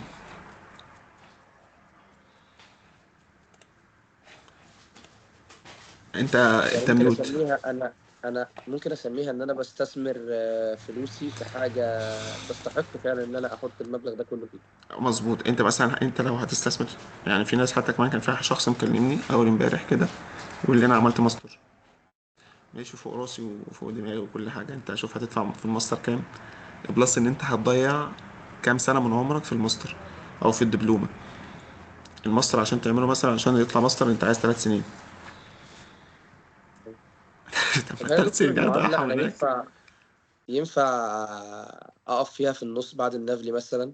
او انت بالنسبه لك والموضوع انت ده ليك هل 7 سنين، انت 7 سنين تخلص فيهم من اول ما تعمل ريجستريشن ليك 7 سنين انت تخلص المعادله فيهم ما شاء الله. بس.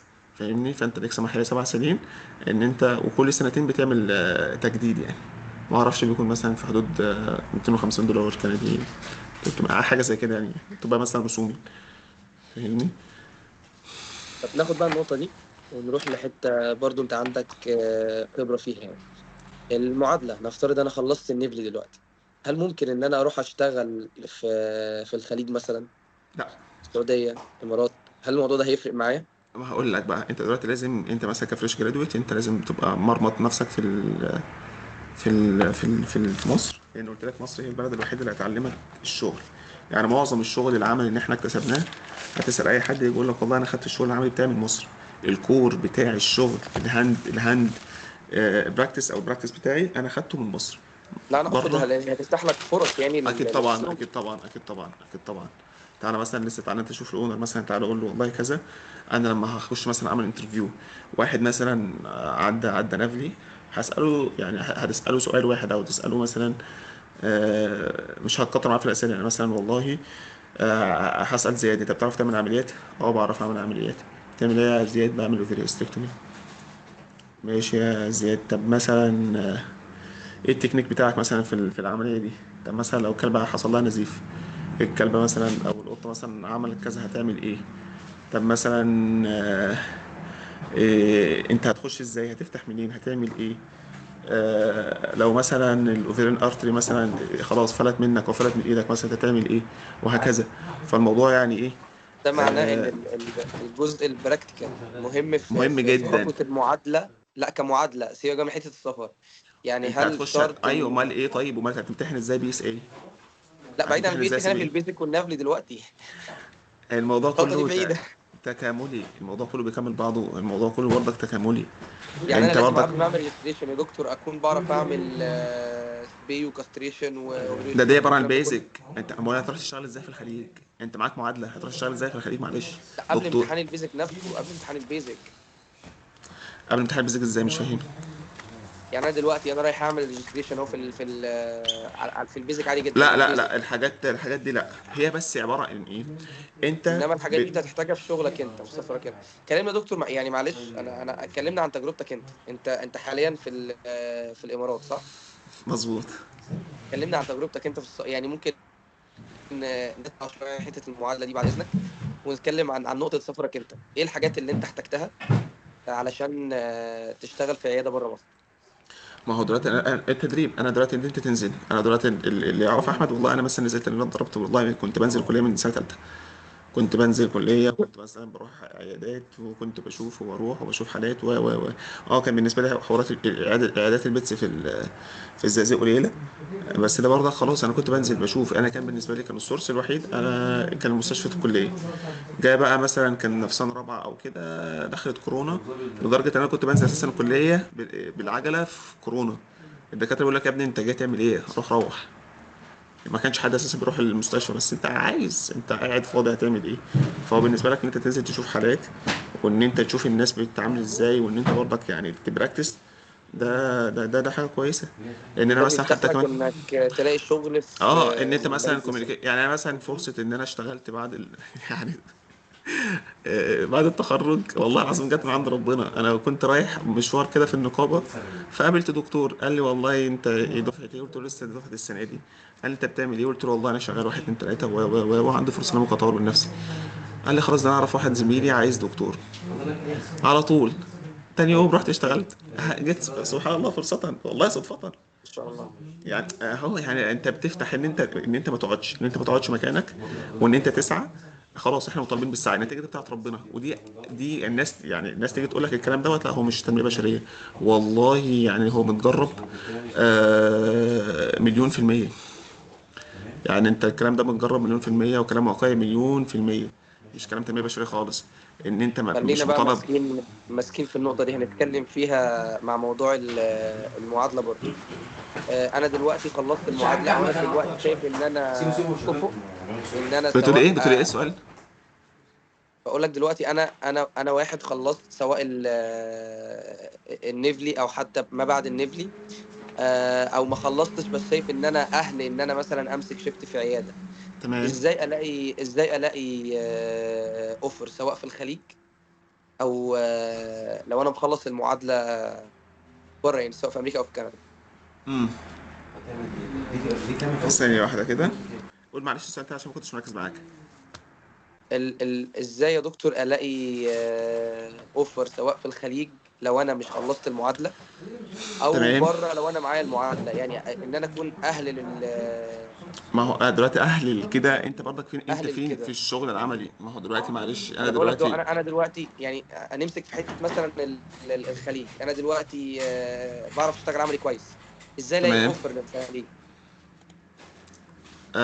بس انت خلاص انت بتقدم بقى، يعني انت دلوقتي والله انت بتقدم بتبعت سيفيهات، بتشوف انت مثلا عندك علاقاتك بقى مع الناس، الكوميونيكيشن بتاعك بيكون ماشي، الدنيا ظابطه خلاص. انت دلوقتي بتبعت السيفيهات والله بتقول لهم واحد اتنين تلاته، انا خبرتي واحد اتنين تلاته، وبتعمل واحد اتنين تلاته. وعلى فكره العيادات كلها بتقول لك تعالى اعمل انترفيو وتعالى هنشوفك وهكذا. يعني نادرا ما بتلاقي مثلا عيادات ما بتقولكش تعالى او كده، الا العيادات الكبيره يعني. لكن في معظم العيادات بتيجي تقول لك انت تعالى ووريني نفسك وانت اشتغلت فين وعملت ايه وهكذا. لو لقاك كف في الانترفيو ان انت مناسب للبوزيشن ده، ايه المانع ان هو يجيبك؟ يعني مثلا جه عمل لك الانترفيو، سالك مثلا في الاسئله، قال لك انت كويس في ايه وانت جاوبت، قال لك مثلا انت لو جات لك حاله بواحد اتنين تلاته هتديها ايه؟ يعني مثلا جال لك مثلا حاله طوارئ مثلا طب ثانيه واحده بس، ثانيه واحده. اتفضل فضيلة.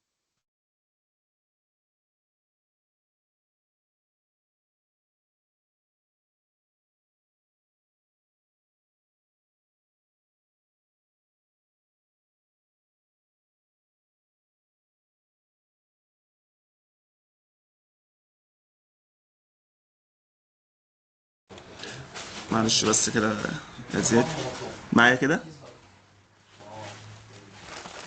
معاك يا اه دكتور، معاك. اه. فانا بقول لك انت دلوقتي مثلا انا جالي زياد، انا هتكلم مثلا في سؤال انترفيو والله هجاوب عليا والدنيا تمام، وعرفت ان هو دماغه كويسه وان هو في الشغل العملي هيبقى كويس، خلاص ايه المانع ان انا اجيبه؟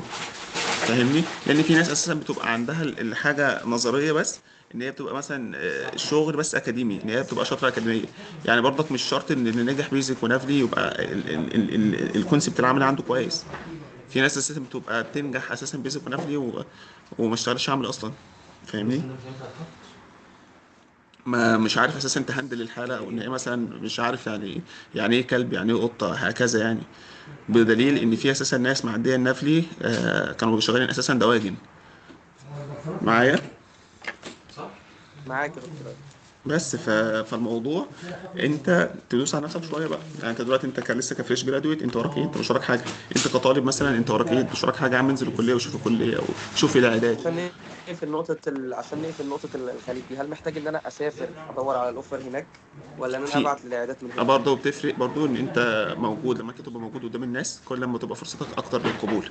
بس مش هقول لك، مش ده مش معنى ان انا اقول لك تعالى على طول اتخرج وتعالى، لا انت اتخرج، انزل دوس على نفسك شويه، اتمرمط شويه، شوف حالات، شوف كيسز، شوف الدنيا بتمشي ازاي، شوف الكوميونيكيشن بتبقى عامله ازاي، طور من نفسك. بعد كده خلاص انت بيحصل لك ساتسفاكشن طبيعي، بتعوز بقى ان انت تسافر. خلاص بقى انا جالي ساتسفاكشن فخلاص، فالامور تمام. لكن معلش واحد هيجي لي لسه فريش جرادويت او اللي هو لسه متخرج حالا سافر ويقول لي انا عايز اشتغل هنا في الامارات، انا مش هجيبك. انت بتعمل ايه؟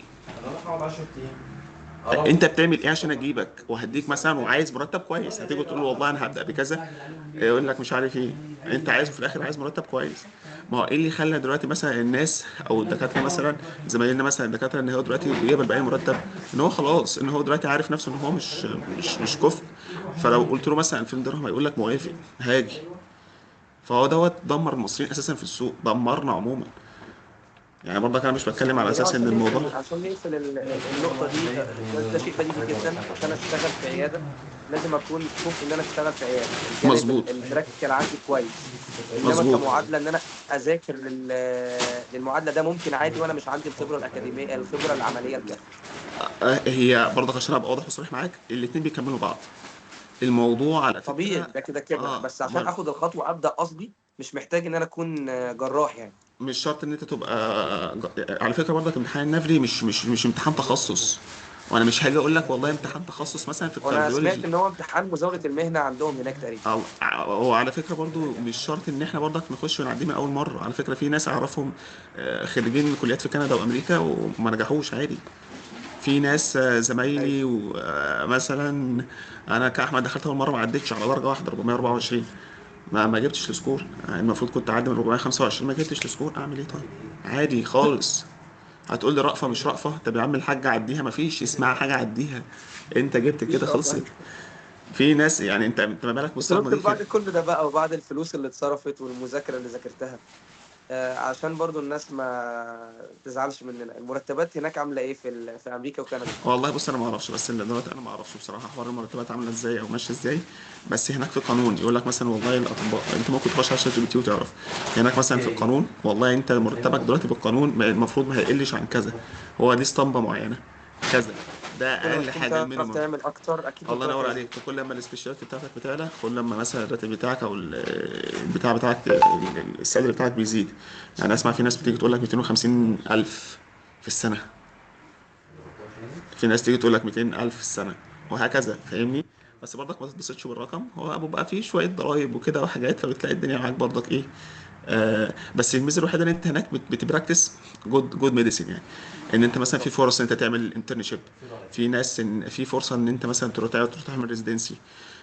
تبقى انت مثلا تبقى في الاخر معاك شهاده دبلومت، تبقى انت مثلا والله وليكن في دبلوم الدكتور احمد عبد اللطيف دلوقتي ما شاء الله عليه، هو دلوقتي دبلومت فاتح هنا حاجه اسمها فيتري هنا في دبي. تشخيص بقى، حاجات تشخيصيه خالص، يكتب لك الريبورت كده بس تخصص بس اشعه. تبعت له انت الماني هو صح؟ تبعت انت مثلا ليه التقرير بتاع مثلا الاشعه وهكذا. فبتلاقي الدكاتره هنا ما شاء الله في سبيشاليست اصلا. دكتور ادهم يحيى، دكتور خالد عاشور، خالد جوده، الدكاتره دي كلها، مصطفى حافظ، الناس دي كلها ما شاء الله يعني. الناس هنا ما شاء الله هنا اثبتوا نفسهم هنا في الجي سي جي في دول الخليج عموما. وما شاء الله عليها يعني. وناس لسه برضك يعني لسه شباب يعني، الناس تدينا دفعه برضه ان احنا نتعلم منهم ان هم يكونوا امثله للمصريين في بره. فما شاء الله كويسين. في عندنا مثلا امثله مثلا في مصر ما شاء الله كويسه يعني برضك. الدكتور محمد سعيد، دكتور محمد عوني. في دكاترة برضك في مصر، مش يعني بدون ذكر اسماء ما اعرفش بصراحة يعني عشان برضك ما سقطش. في دكاترة كويسين في مصر برضو. فالموضوع يعني عايز ان انت تسعى وعايز تعب منك شوية بقى. انت مش وراك حاجة، انت وراك ايه؟ انت طالب وراك ايه؟ انزل يا عم وشوف ايه الدنيا يعني بتاع. هتجيب امتياز يا عم الحاج، انت كده احنا عارفين اللي فيها. انت بتيجي قبل الامتحان بيوم يومين تبصمج الاسئله وتخش الجو هكذا. عشان بس بعد كده لما تتخرج ما تتصدمش. وانت بعد التخرج خلاص يا عم المشكله انت حاول تدور، حاول تدور يعني. انت مثلا هتيجي تقول انا ورايا جيش مش هعرف، لا يا عم انزل وشوف عياده. لو انت مش هتقول لهم انا مش عايز فلوس، انزل واتمرمط وتبهدل وتعلم. وبعد كده ربنا هيكرمك وهييسر لك امورك. وبعد كده انت الناس هتيجي تقول لك انت عايز كام وتيجي تشتغل معانا. فاهمني. والناس لما بتلاقي الحماس عند الشخص هم اللي بيدوا له فلوس، هم اللي بيعرضوا عليه ان هم يشتغلوا معاه. عشان نقفل يا دكتور نقطة السفر دي خالص بقى، بس ان احنا طولنا فيها. المعادلة، هل المعادلة كفاية للسفر؟ يعني هل انا خلصت معادلة دلوقتي الاوفر هيجي لي خلاص، او انا اول ما اقدم هتقبل؟ بص. آه مش حكاية كده. أنا عشان أبقى برضك واضح وصريح، هو في نقص. في نقص. في ناس عايزة، في فرص، في فرص، بس مش كل الناس. يعني مثلا في 20% في 20% من الناس مثلا، ودي معظم برضك. في ناس عملوا إحصائية وعلى حسب الأعداد الموجودة في أمريكا وكندا، وكان دكاترة يعني كانوا بيتكلموا في الموضوع ده. يقول لك مثلا ممكن 20% من الناس مثلا هي ممكن يجي لها فرصه. خلاص ليه؟ ممكن يبقى مثلا والله يكمل المعادله معاه سبيشاليتي معين، هو يشتغل على نفسه في الاورثوبيديك مثلا، فاروح يشتغل في العياده خلاص مع المعادله ومع تخصص. فانا اختار اللي معاه تخصص. فاهمني. فممكن اساسا انت ممكن تكمل اساسا وما تسافرش. ف فاحنا بنعمل ده كله خلاص، احنا اخترنا الطريق ده كله، احنا اخترنا طريق السفر. فاحنا بنعمل ايه يعني؟ انا مسميها الدنيا اللي احنا ماشيين فيها احنا دنيا الاسباب. انت محتاج ايه من دنيا الاسباب عشان تسافر؟ انا انا محتاج ان باخد انت. بالاسباب. الله ينور عليك. يعني بقول لك والله الشغلانه جات لي وانا متخرج.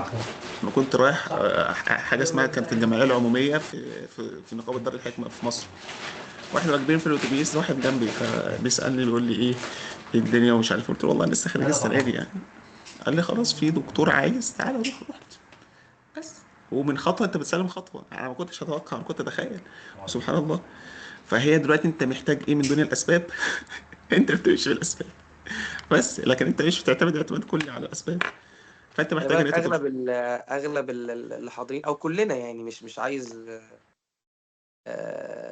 ندعي الفضيلة على حد، ولكن أغلب اللي بيحضر للمعادلة هو باصص لخط النهاية، باصص للسفر، ده حلو باصص على فكره. لعيادته أو باصص والله للعيادة ده اللي هو حلو، شغال ده حاجه فيها. كويسه.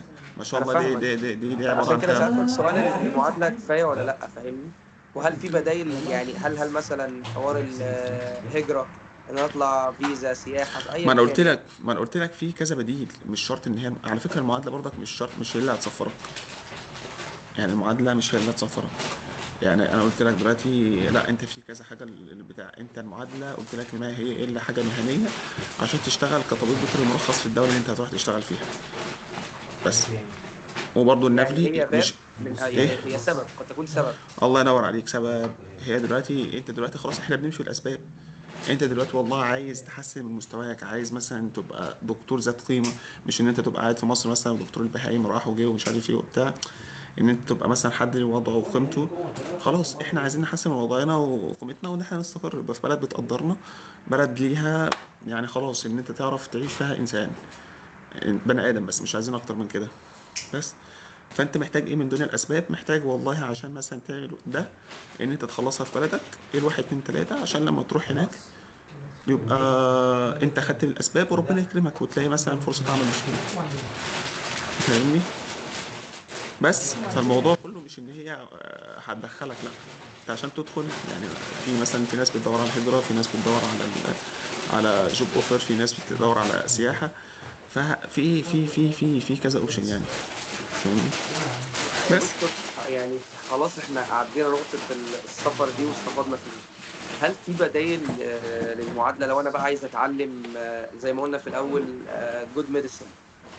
لو مش معادلة، او لو انا مش مقتدر حاليا ماديا على الاقل ان انا ادوس في موضوع المعادلة، هل امم السلك الاكاديمي اللي هو الدبلومات والماجستير والكلام ده، هل ده يعتبر بديل؟ في ناس بص البدائل يعني، في لو حد مثلا زي ما انت بتقولي، لو انت بتقولي حد قرر ان هو ما يكملش، صح كده؟ ده قصدك من السؤال؟ مثلا ان هو دلوقتي في عندك سواء قرر بدائل. انه ما يكملش او مش قادر دلوقتي لاي اه، سبب. الله ينور عليك. البدائل بقى ان انت ممكن تعملها، ما هو ده بديل برضك انا استخدمته. ما هو دلوقتي انا كأحمد ما كانش معايا فلوس. انا بسألك علشان فاكر. خلاص انا دلوقتي الحمد لله حصل لي ساتسفاكشن، مثلا انا طورت نفسي في حاجه، فخلاص بدات ادور والله مثلا على جوب اوفر مثلا هنا في دول الخليج.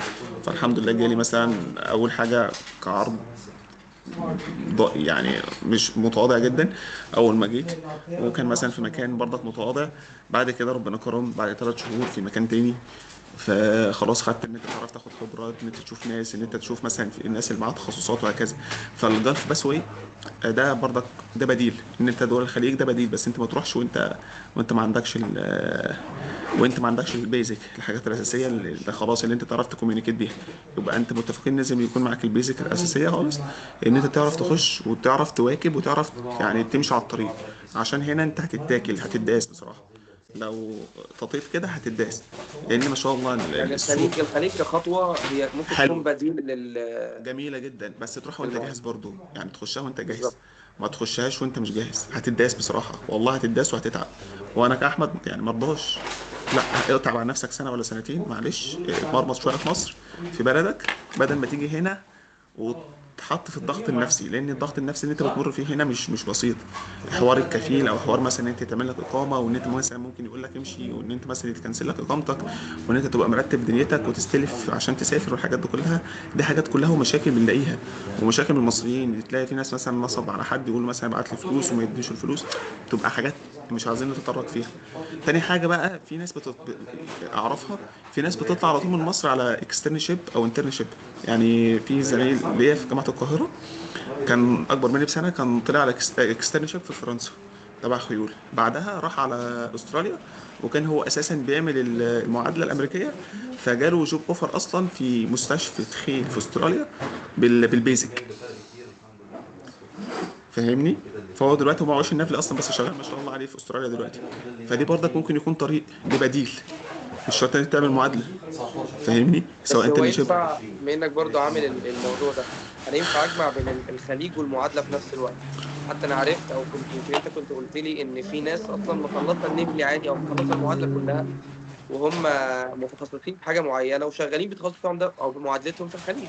الله ينور عليك. لان دلوقتي مثلا تعالى، هو دلوقتي واحد مش عايز يا عم يقعد في امريكا مثلا، مش عايز، مش هيعرف يسافر هو وعياله ومراته في امريكا، خلاص هو عايز يستقر، خلاص معادلته ان هي شهاده، هو دلوقتي بقى بورد سيرتيفايد سواء امريكان بورد او كنديان بورد، فهو بورد سيرتيفايد وخلاص اموره تمام. هو دلوقتي ساتسفايد بكده. رجع هنا مثلا بقى التخصص مثلا انترنال ميديسن، يا باشا هنا التخصص وتشتغل في مستشفى كويسه، شوف هنا الراتب هيدفع لك كام. ما شاء الله، الله اكبر يعني، فاهم؟ خلاص هو مش عاد لازمه، ولكن هو مثلا يقعد في امريكا وان هو ياخد راتب وان هو مثلا يتخصم منه ضرايب وكده. فهو بالنسبه له هنا لا، هو بالنسبه له خلاص هو كده تمام زي الفل. وبرضك بديل تاني ان هو دلوقتي حتى كمان لو خدت انت مثلا فرصه ان الخليج السوق برضك ممكن يكون نام شويه، هو مأمن نفسه، هو ممكن يسافر تاني يوم امريكا عادي ويشتغل والناس هترحب بيه. يعني هو كده بيلعب على الوينجين عادي، ايوه ايوه انا فاهم حضرتك. فاهمني؟ وممكن يروح يشتغل عادي في استراليا عادي مفيش مشكله، يروح يشتغل في نيوزيلندا عادي مفيش مشكله برضه. فالموضوع مش هي عباره عن حاجه بتفتح لك يعني طرق كتيره ما شاء الله يعني. ممكن بقى بعد كده بديل لو انت برضك ان انت مش عارف تعمله، ان انت في ناس قلت لك الانترنشيب، في ناس ممكن تركز على مجال واحد بقى، ان هي دلوقتي عايز السبيشاليتي. يعني في ناس اساسا اعرفها خلاص هي دلوقتي مش في دماغها اساسا ان هي تاخد البي سي سي والنفلي، يلا هي عايز تتخصص مثلا. في ناس بتتخصص في الاسنان، في الكارديولوجي، في الالتراساوند، في الحاجات دي وهكذا يعني. في ناس والله البديل بتاعها ان هي مش كده، ان هي بتحسن اللغه بتاعتها عشان عشان تاخد خبره، ولما يجي لها فرصه مثلا بره ممكن يجي لها مثلا حاجه خلاص وهي مثلا اللغه بتاعتها كويسه، فاهمني؟ فدي كلها بدايل يعني. كلام رائع، تسلم يا دكتور والله. عشان ما نطولش برضو على على الناس، عايزين قبل ما نختم يعني تجربتك، انت ايه افضل شفتها في طريق المعادله ده تحديدا؟ ما يعني ايه سمعتش. اللي تنصحنا؟ بقول ناخد نصيحتك في طريق المعادله نفسه. ايه تنصحنا ايه؟ إيه تنصحنا ما نعملوش، او غلطه انت عملتها ما تنصحنا ان احنا ما نقعش في نفس الغلطه دي؟ هقول لك والله بص، عشان برضو السؤال ده بيتكرر كتير. آه ان انت ما تضيعش حياتك او ما تضيعش وقتك، وبالذات لو انت خريج في الشغل العشوائي. خلاص انت تبقى مرتب والله هعمل واحد اتنين تلاته، وان انت تختار انا ما اعرفش النت كويس عندكم ولا سامعيني ولا ايه؟ طب اللي سامعني غير دكتور زياد ثواب. سامعك بس صوتك بيقطع حاجات بسيطه بس. انا انت ما اعرفش النت عندك ولا عندنا اللي وحش.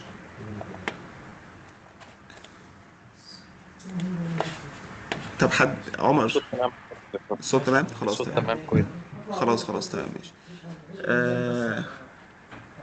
آه بص هو دلوقتي انت السؤال بتاعك هو دلوقتي عشان ابقى تمام. آه الاجابه، انا نسيت السؤال بيقول ايه. انت كنت بتقول ايه يا زياد معلش؟ ايه الغلطه يا دكتور اللي انت وقعت فيها وبتنصحنا او عايزنا ما نقعش فيه في الطريق ده كله؟ بص هو الطريق هو الطريق بصراحه مش خطوه واحده، هو نفس طويل.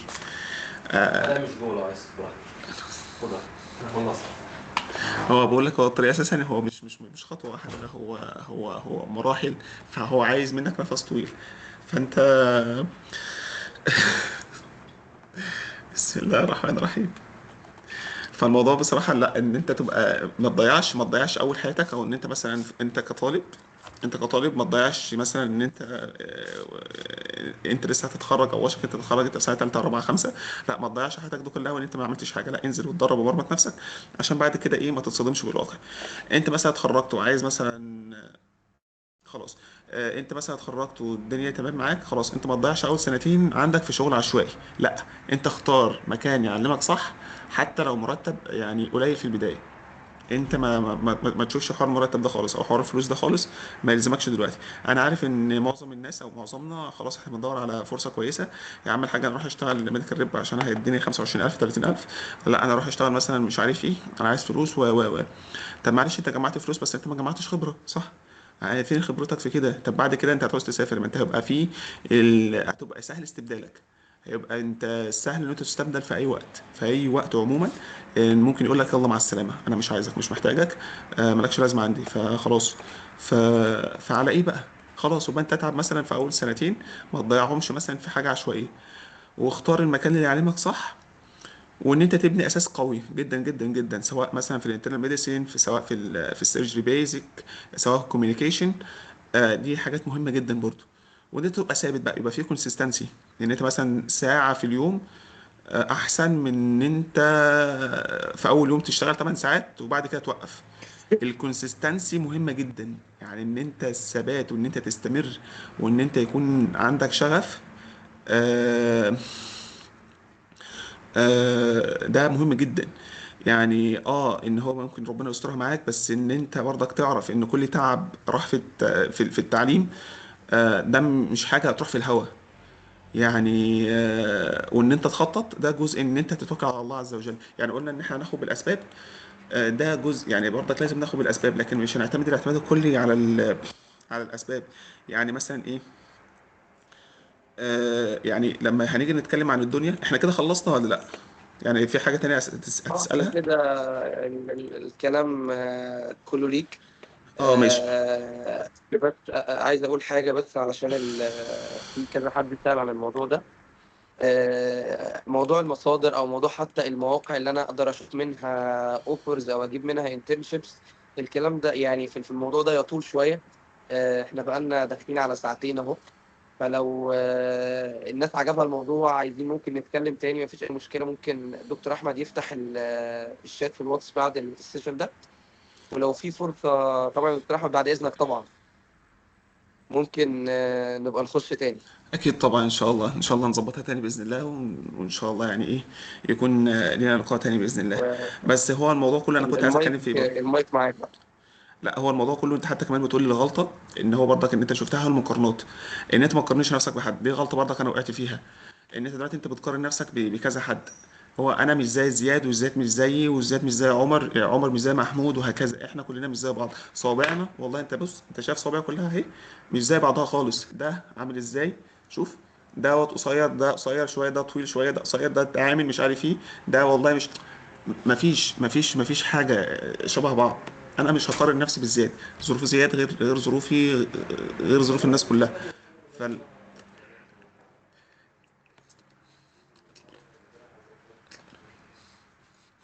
سامعني كده؟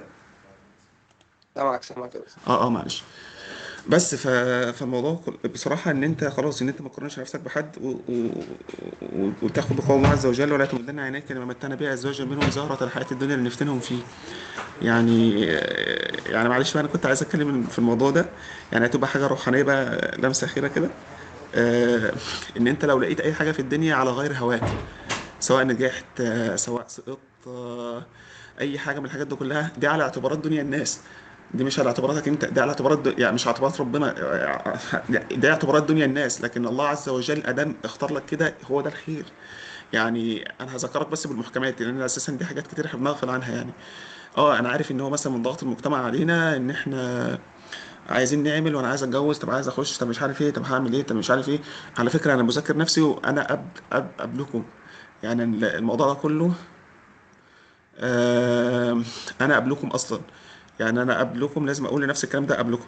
ان هو ان الدنيا دي خلقت لايه؟ ليه؟ يعني مثلا لاسباب شرعيه واسباب قدريه. الشرعيه ان احنا هناخد بالاسباب، ان هي دلوقتي لازم اخد بالاسباب. يعني مثلا لو جيت انت قلت يا زياد ده انا عويم ومش عويم وبتاع ومش عارف ايه، انت نزلت البحر واخدت ان انت عويم، انت ممكن تغرق وعادي. امهر السباحين ان انت ممكن تغرق عادي. بس ليه احنا دلوقتي عايزين نتوكل على الله عز وجل؟ لكن التوكل على الاسباب كفر والعياذ بالله. تاني حاجة، خلاص هي الدنيا خلقت لحاجات شرعية، خلقت برضك لأسباب قدرية. يعني الله عز وجل قدر لك شيئا، فخلاص قدر الله نافذ. يعني لا محال. سواء بقى كنت صالح سواء فاسد، يعني الله عز وجل بيعطي الدنيا للإيه، للصالح والفاسد وهكذا. يعني الله عز وجل قال وقيل للذين اتقوا ماذا أنزل ربكم، ها، الذين اتقوا بقى اللي احنا عايزين نبقى منهم. يعني اتمنى ان احنا يعني نذكر نفسي وبينكم يعني واياكم. وقيل الذين اتقوا ماذا أنزل ربكم قالوا خيرا، خلاص هو خير. سواء بقى جالك على هواك من على غير هواك هو خير. بس فانت انت لو هترى ده شر، ده ليك. فالنهارده كان الجمعه. ف هو مين اللي قرا بس سوره الجمعه، سوره الكهف النهارده؟ عايز بس اللي قراها يرفع ايده كده، يعمل ريز بس. اللي وراها دكتور احمد هيدفع له البيزك. هدفع له 200 جنيه. اول واحد كان دكتور عمر عمل، ويبقى نختار ولد وبنت. اول حد عملها كان دكتور عمر. دكتورة جهاد أسامة. والدكتور مين؟ خلاص يعني كل واحد ليه 200 جنيه. لا دكتور انا عمر. هرص بقى واحنا مع بعض. شوف تاني ولد رفع بعدي طيب. لا خلاص انتوا التلاتة، دكتورة جهاد أسامة والدكتور اسم حضرتك يا دكتور اللي رافع ايده. هيتواصلوا معاك يا دكتور زياد بقى ونبعته لهم في تليفون كاش، ماشي؟ كل واحد 200 جنيه كده ان شاء الله. فإن ده بس مكافأة ان هم يوم الجمعة وقرا سورة الكهف. انت مثلا هتيجي تشوف سوره الكهف، الله عز وجل ذكر ايه؟ يعني خلاص انت دلوقتي مثلا تيجي مثلا انت هتبقى مثلا قصه الغلام، واما الغلام فكان ابوه مؤمنين فخشينا ان يكون طغيانا كفرا، انت راح تقتل ابني الصالح اللي كان هيبقى دكتور اللي مش عارف ايه ومش عارف. يا عم الحاج فخشينا ان يكون طغيانا كفرا، خلاص ربنا قدر الله ان ينفذ عز وجل، فخلاص. فالموضوع يعني ان احنا يعني ان احنا خلاص يبقى عندنا يقين بالله عز وجل ان قدر الله ان هو يعني ان هو ربنا مش بيعمل لنا الا الخير. يعني ولا تطع من اغفلنا قلبه عن ذكرنا واتبع هواه وكان امره فرطا، لان الموضوع اساسا كله لازم تبقى انت مقدر شوف انت حق ربنا بقى خلاص. انت جيت للدنيا دي ايه؟ انت عشان جيت للدنيا انت عشان بتمشي بالاسباب، وان انت تشوف حق ربنا خلاص، تشوف حق ربنا عليك. ان انت دلوقتي انت لازم تشوف الله عز وجل عايز منك ايه، ان انت تتقيه. ومن يتق الله يجعل له مخرجا ويرزقه من حيث لا يحتسب، ويرزقه من حيث لا يحتسب، وهكذا. طب دي لعاعة من الدنيا. انت مثلا خد يا عم ان انت دلوقتي رحت وخدت المعادلة وسافرت وخدت $1,000,000، طب بعدين ماذا بعد؟ طب ما انت ممكن تاخد $1,000,000 مثلا وتروح الدول دي هناك وتفسد عادي. ممكن مثلا خلاص تنحرف عادي، مفيش مشكلة. فانت ما تقولش مثلا لو انا سافرت خلاص يبقى دي نهاية العالم، او ان انت مثلا لو ما سافرتش خلاص يبقى مش عارف ايه. لا ما تقولش كده. الله عليم حكيم، الله اعلم منك والله احكم منك، فخلاص فالموضوع بصراحة يعني ايه، كومبليكيتد. احنا بناخد بالاسباب لكن مش هنعتمد عليها. احنا اعتمدنا على الله عز وجل، ولازم نراعي حق الله عز وجل فينا. احنا خلقنا ليه؟ احنا قد اتينا من العدم للخلود، احنا رايحين بقى لحياه خلود، يبقى ده المفروض احنا اللي نمشي عليها ونجري عليها. لكن الحاجات دي كلها هذه اللعاعه من الدنيا خلاص. احنا بنمشي وبناخد بالاسباب وعايزين نعمل وعايزين نبقى كويسين في الدنيا، بس لا ننسى حق الله عز وجل. فاهمني؟ يعني حتى كمان كان ايه، ومن كانت الدنيا همه ومن كانت الاخره همه. الحديث انا مش فاكر الحديث قوي بس آم، آه، ثانية واحدة. آه، يعني كان الحديث بيقول لك ايه، من كانت الدنيا أعوذ بالله من الشيطان الرجيم. من كانت الدنيا همه فرق الله عليه أمري وجعل فقره بين عينيه ولم يأته من الدنيا إلا ما كتب له. ومن كانت الآخرة همه جمع الله له أمره وجعل غناه في قلبه وأتته الدنيا وهي راغمة. فالموضوع انت خلاص انت كارف للدنيا، بس انت بتاخد بالاسباب وخلاص هتلاقي كل حاجه متيسره لك. لكن وانس ان انت بقى ايه، حد مش عارف ايه، واول يعني حتى كمان ما بتديش حق ربنا عليك، وان انت على طول انت بتصلي بس كده ايه، تركع الصلاه على طول وتخش على طول الله اكبر مش عارف ايه، وتروح عشان تمسك الموبايل. انت عملت ايه؟ فين حق ربنا عليك؟ فاهمني؟ فالموضوع بصراحه احنا لو فضلنا نتكلم في الموضوع ده آه، مش مش مش آه، مش هنخلص يعني. فالموضوع والله يعني ايه، طب خاطرا فالامر او اهون عند الله عز وجل. فالموضوع كلها سهله بسيطه. اللي شال هم الجيش يا عم الجيش هينقضي، اللي شال هم المعادله والله العظيم هتخلص المعادله وتبقى زي الفل، اللي شال هم الفلوس انت توكل على الله والدنيا ربنا يرزقك وهتلاقي كل حاجه جايه لك، وكل حاجه هتبقى تمام، وكل حاجه هتبقى متيسره لك. فما تشيلش هم، الموضوع كله هين يعني. بس انا كده اعتبر خلصت يعني. انتوا في اسئله بقى؟ احنا عايز بس اجاوب على الاسئله بتاعت الدكاتره. لو في حد عنده سؤال، في حد عنده اي حاجه، انا تحت امركم. وانا والله مبسوط جدا، مبسوط جدا جدا جدا بوجودي معاكم النهارده و... وبوجودكم احنا والله. سعداء اكتر يا دكتور، والله الشرف لينا ان احنا اتكلمنا معاك. والله الشرف لي انا في بجد حد والله. كان بيسأل بيقول ان المعادله ممكن نحدد السبيشيز اللي ممكن نمتحن فيها. بص الموضوع هي عباره، ده يمكن برضه دكتور احمد يجاوبنا فيه، هو بص هو ولكن الموضوع الموضوع، ده لسه ما تمش، يعني لسه مش رسمي. هو مش حكايه رسمي، وهو دلوقتي مش هتبقى، هتبقى بس ريستريكتد في مكان معين. طب ليه يا عم؟ طب ليه؟ في طب ليه؟ ولايات معينه. يعني هو دلوقتي مثلا، طب ليه؟ طب ما هو اللي يخليني مثلا اخد في الولايه دي، طب يا عم الحاجات ما خلاص، ما اخد النفل وخلصت على كده، ابقى سهل ان انا ريلوكيت في اي حته تانية، سواء في امريكا الشماليه كلها عموما، سواء في كندا، امريكا، اي حاجه من الحاجات دي خالص، يعني هظبط يعني، فاهم؟ يعني ما انا فرقتش هريلوكيت. كتير عموما، يعني ياما ناس كانوا شغالين ميديكال ريب وخلصوا النيفلي، وناس كانوا شغالين حلاب ويخلصوا النيفلي يعني برضه دكتور احمد عادي. الرمادي، احمد الرمادي ده اساسا كان شغال حلاق اصلا، دلوقتي عمل ريلوكيشن، خد النفلي خلاص، عمل ريلوكيشن، ايوه. اشتغل في البيتس عادي خالص، فاهم؟ فالموضوع انت ليه تبقى مقيد نفسك بمكان، بحاجه معينه يعني؟ انا عايز اخد الاسئله من البدايه خالص. كان دكتور محمود يقول لك محتاجين خطواتك يا دكتور من بدايه التخرج لغايه دلوقتي، على ما اعتقد ممكن اكون جاوبنا وفيتها. على اغلب الاسئله. اه، هل اشتركت في كورسات افيك؟ لا بصراحه ما اشتركتش في كورسات افيك خالص. محتاجين خطوات يا دكتور من بدايه التخرج، ماشي. انا هتكلم عن ده بقى. لا، لو حد مسافر بره، ممكن حد في مصر يطلع ورق، ايوه. القصد في الشغل ما فيش مشكله ان الشخص نفسه موجود يا دكتور، ومش لازم اكون موجود بنفس الوقت. ايوه، جاوبت على ما اعتقد. الماتيريال اللي محتاج. اتكلمنا على النقط دي. في حد بس بيسأل سأل السؤال ده كذا مرة، اللي هو ليه اخترت استراليا كندا مش استراليا وامريكا؟ قلنا كندا اسهل بكتير، المتطلبات مفيش حكايه اسهل، كده، وفي نفس الوقت عادي استراليا عادي على فكره، انت دلوقتي عادي ممكن تخش استراليا عادي، النفري بيفتح لك استراليا ونيوزيلندا كمان، يعني كندا، امريكا، استراليا، نيوزيلندا. نوعا ما بس الفكرة بين كندا وامريكا اللي هو الفرق سواء في الفلوس او في المتطلبات، سواء ايلتس وغير ايلتس والكلام ده. ايه، هي بص، هي كل بلد لها، بقول بقول الفرق لك بين الله ينور عليك، هي بس بتبقى، بس كل بلد كندا لها الخطوات. كندا وامريكا، سواء ماديا او امتحانات اللغة. ما انا بقول لك، هي بس بتفرق على حسب زي ما انت قلت كده. هي بتبقى كل ده، كل بلد بيكون ليها المتطلبات بتاعتها والورق بتاعها بس، الكريدنشالز بتاعتها بس، عشان تبقى انت مثبت في الدوله ديت ان انت طبيب بيطري، بس مش اكتر يعني. لكن النفلي بيفتح لك طرق في الحاجات دي يعني.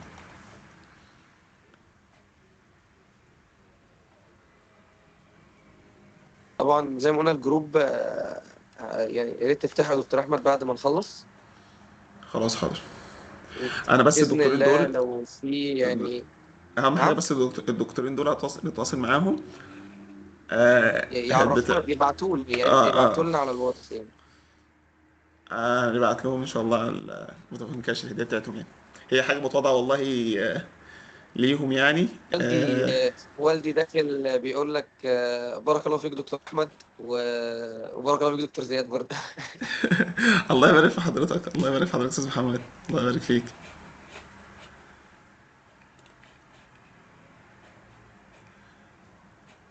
ربنا يبارك فيك يا ابي، ويجزيك عننا كل خير يا رب. يا رب، الله امين. إن حاضر. كانت لقنوات ناخد منها الماتيريال هو بس يعني زي ما قلنا لحضرتك دلوقتي الوقت مش يعني، احنا بقالنا ساعتين. ممكن نبقى نتكلم عن موضوع المواقع اللي فيها الماتيريال والانترنشيبس والكلام ده كله لو حابين يعني في وقت تاني. وانا يعني ممكن برضو مع دكتور احمد نبعت يعني ملخص لينكات اللي فيها الداتا بتاعت ارفت. هي القناه بتاعت اي ار في اربك هي الوحيده بتاع دكتور محمد دلوقتي، ما شاء الله هو شارح ومكفي وموفي، ودي عباره عن سورس لاي حد بيبتدي، يعني سورس لاي حد بيبتدي او حد بيريلوكيت. ما شاء الله عليه يعني، ما شاء الله يعني بجد يعني، كسورس يعني يعني كفى وفى فيها يعني. مش محتاج ان احنا نزود اصلا، مش محتاج ان انت فوقها حاجه زياده خالص. فهي قناه دكتور محمد دلوقتي، لو كده ممكن نبعتها برضك على الجروب، وبس ان شاء الله خير يعني. في حد بيقول لك ليه ما فكرتش في المانيا يا دكتور؟ عشان ما اتعلمش الماني. اه والله، حوار المانيا دوت ما اتعلمناش الماني، احنا اخدنا الانجليزي بالعافيه والله يا دكتور حسن يعني. فالالماني بقى انت عايز صبر شويه، والمشكله ان انت برضك كطبيعه عملك وشغلك انت يعني كويس ان احنا وصلنا للمرحله دي، ان احنا عدينا نفل اصلا، فالحمد لله يعني.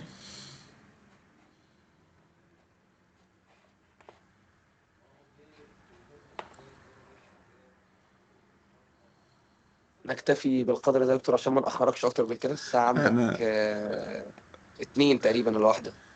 انا عندي الساعه واحدة او الساعه واحدة دلوقتي. خلاص والله انا مبسوط جدا، مبسوط جدا والله بوجودي معاكم النهارده.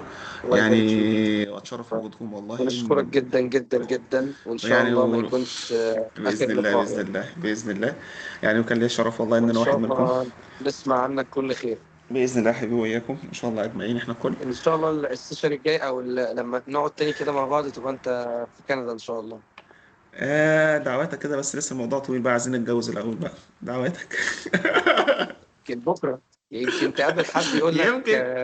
عندي عيادة في كندا ولا حاجة. سبحانك. وعلى فكره دي عباره عن حاجه برضك، يعني مسلمات تقول لك ان انت سيبها على الله عز وجل. والله ما صحيح. بشطارتك ولا بشطارة حد.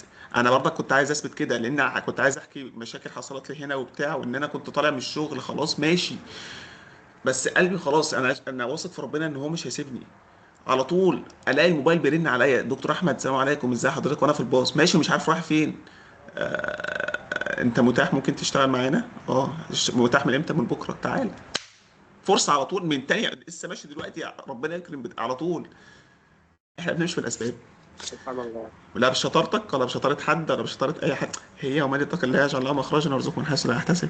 بس أنت تسيبها ومعتمد على الله عز وجل، هتلاقي ربنا هو اللي بيصل لك أمورك. وإن أنت مش عايز حاجة من الدنيا. أنت خلاص، أنت مسلم أمرك لله. يعني أنت يعني مثلا زي ما يكون حد كبير. يعني أنت مثلا أب وابنه. فالأب الابن بيكون إيه؟ متحامم بأبوه. ما بالك بقى بربنا. انت ربنا، انت مع صحيح. ربنا يعني. يعني حتى كمان الرسول صلى الله عليه وسلم ايه؟ لما جه خلاص يعني لما كان مع الغار في الغار مع سيدنا ابو بكر. يعني احنا مع ربنا خلاص اذا يعني حتى كمان لما سيدنا لما يعني فاخشيناهم فهم لا يبصرون، لما كانوا في الغار في غار حراء. ولما جم مثلا الكفار ويشوفوا مش عارفين ما شاف مش شافوهم. سيدنا ابراهيم والسيده ساره لما سابها، او السيده هاجر لما سابها: هتسيبنا هنا لوحدنا مثلا في الارض؟ ربنا يعني ايه؟ اسكنتم من ذريتي بواد غير ذي الزرع عند بيتك المحرم. وهكذا انت هتسيبنا هنا لوحدنا؟ الله معكم اذا فلن يضيعنا. العقيده اللي يعني خلاص سيدنا ابراهيم قال لسيدنا اسماعيل: انا هذبحك. شوف هو سيدنا ابراهيم مربي ابنه على ايه؟ ان دوت خلاص، ان ربنا عايز كده. يا رب يعني فاهم. خلاص يعني خلاص ماشي يا بابا، شوف اللي انت عايزه ادام ربنا هو عايز كده، خلاص انا تمام. تعالى بقى شوف ربنا دلوقتي. ييسر فالموضوع أمورك يا رب. بصراحة، انا كاحمد كان مغزايا ان انا كان السيشن دوت ان انا اقول الكلام ده. غير الكلام بقى بتاع انا هعمل ايه واذاكر ازاي والحاجات دي. لان دي علاقة لا لا التوحيد او طبعا، ده العقيدة. أهم طبعا. علاقتنا بربنا أو العقيدة بتاعتنا والتوحيد محتاج ان انت كل شوية يعمل له ريفريشمنت. ان انت تلاقي حد، وانا والله أو يعني قبلكم كلكم، ان الواحد يعمل لنفسه ريفريشمنت كده، وان هو يحسن علاقته مع الله عز وجل. دي بالذات هتحس ان انت بساتسفاكشن كده، خلاص انت اكتفاء ذاتي. انت مش محتاج حاجه من حد. خلاص انت ربنا معاك. فبس فالموضوع كله. ربنا آه ييسر أمورك يا رب هي هنلخصها ويزيد كله، خير السيشن برضه كله. عننا. الله يخليك يا رب. لكي لا تأسوا على ما فاتكم ولا تفرحوا بما آتاكم. خلاص انت مش هتحزن على اللي راح، على اللي فات منك. انت تقول لي اتخرجت وضاع مني سنوات الكليه، لا. لكي لا تأسوا على ما فاتكم ولا تفرحوا بما آتاكم. لو جالك انجاز مثلا او جالك مش عارف ايه، افتكر ان هي لعاعه من الدنيا، مش ان هي تخليك تغتر في نفسك، لا خالص. انت مش اي حاجه خالص، انت عبد لله عز وجل. وربنا هو يعني حتى كمان ايه الله عز وجل ايه: الم ترى الذي حاج ابراهيم في ايه؟ في ربه ان اتاه الله الملك. في الاخر ايه؟ ربنا موته. ان قارون كان من قوم موسى، ربنا اداله واتيناه من الكنوز ما ان مفاتحه لتنوب عصبة للقوه. موته برضك فخسفنا بيه وبدار الارض. فرعون أغرق غرق. فالموضوع مش مش مش يعني خلاص دي دنيا واحنا جينا لسبب. فاحنا بناخد بالاسباب وبنمشي بالاسباب ونتوكل على الله عز وجل.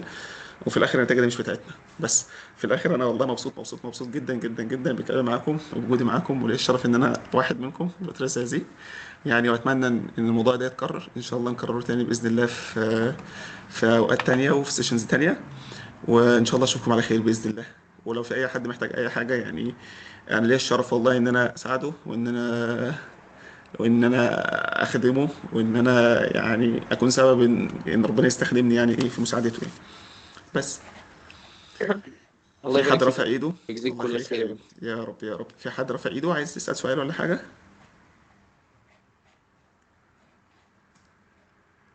الغلط تقريبا.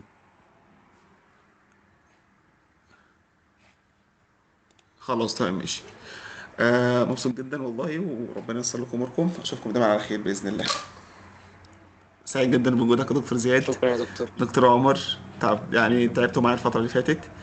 لا آه مفيش أي تعب، الله يبارك ومبسوط فيك. جدا بوجود الدكاترة والله. يعني أنا لو واحد بالنسبة لي خلاص إن أنا كده خلاص يعني، أو علم ينتفع به، يعني خلاص إن هي تبقى حاجة للناس. فأنا مبسوط جدا ومبسوط بزمايلي. ولي الشرف والله. وإن شاء الله يكون في لقاءات تانية بإذن الله. أشوفكم على خير. شكرا يا دكتور. مع ألف سلامة. مع السلامة. مع ألف سلامة.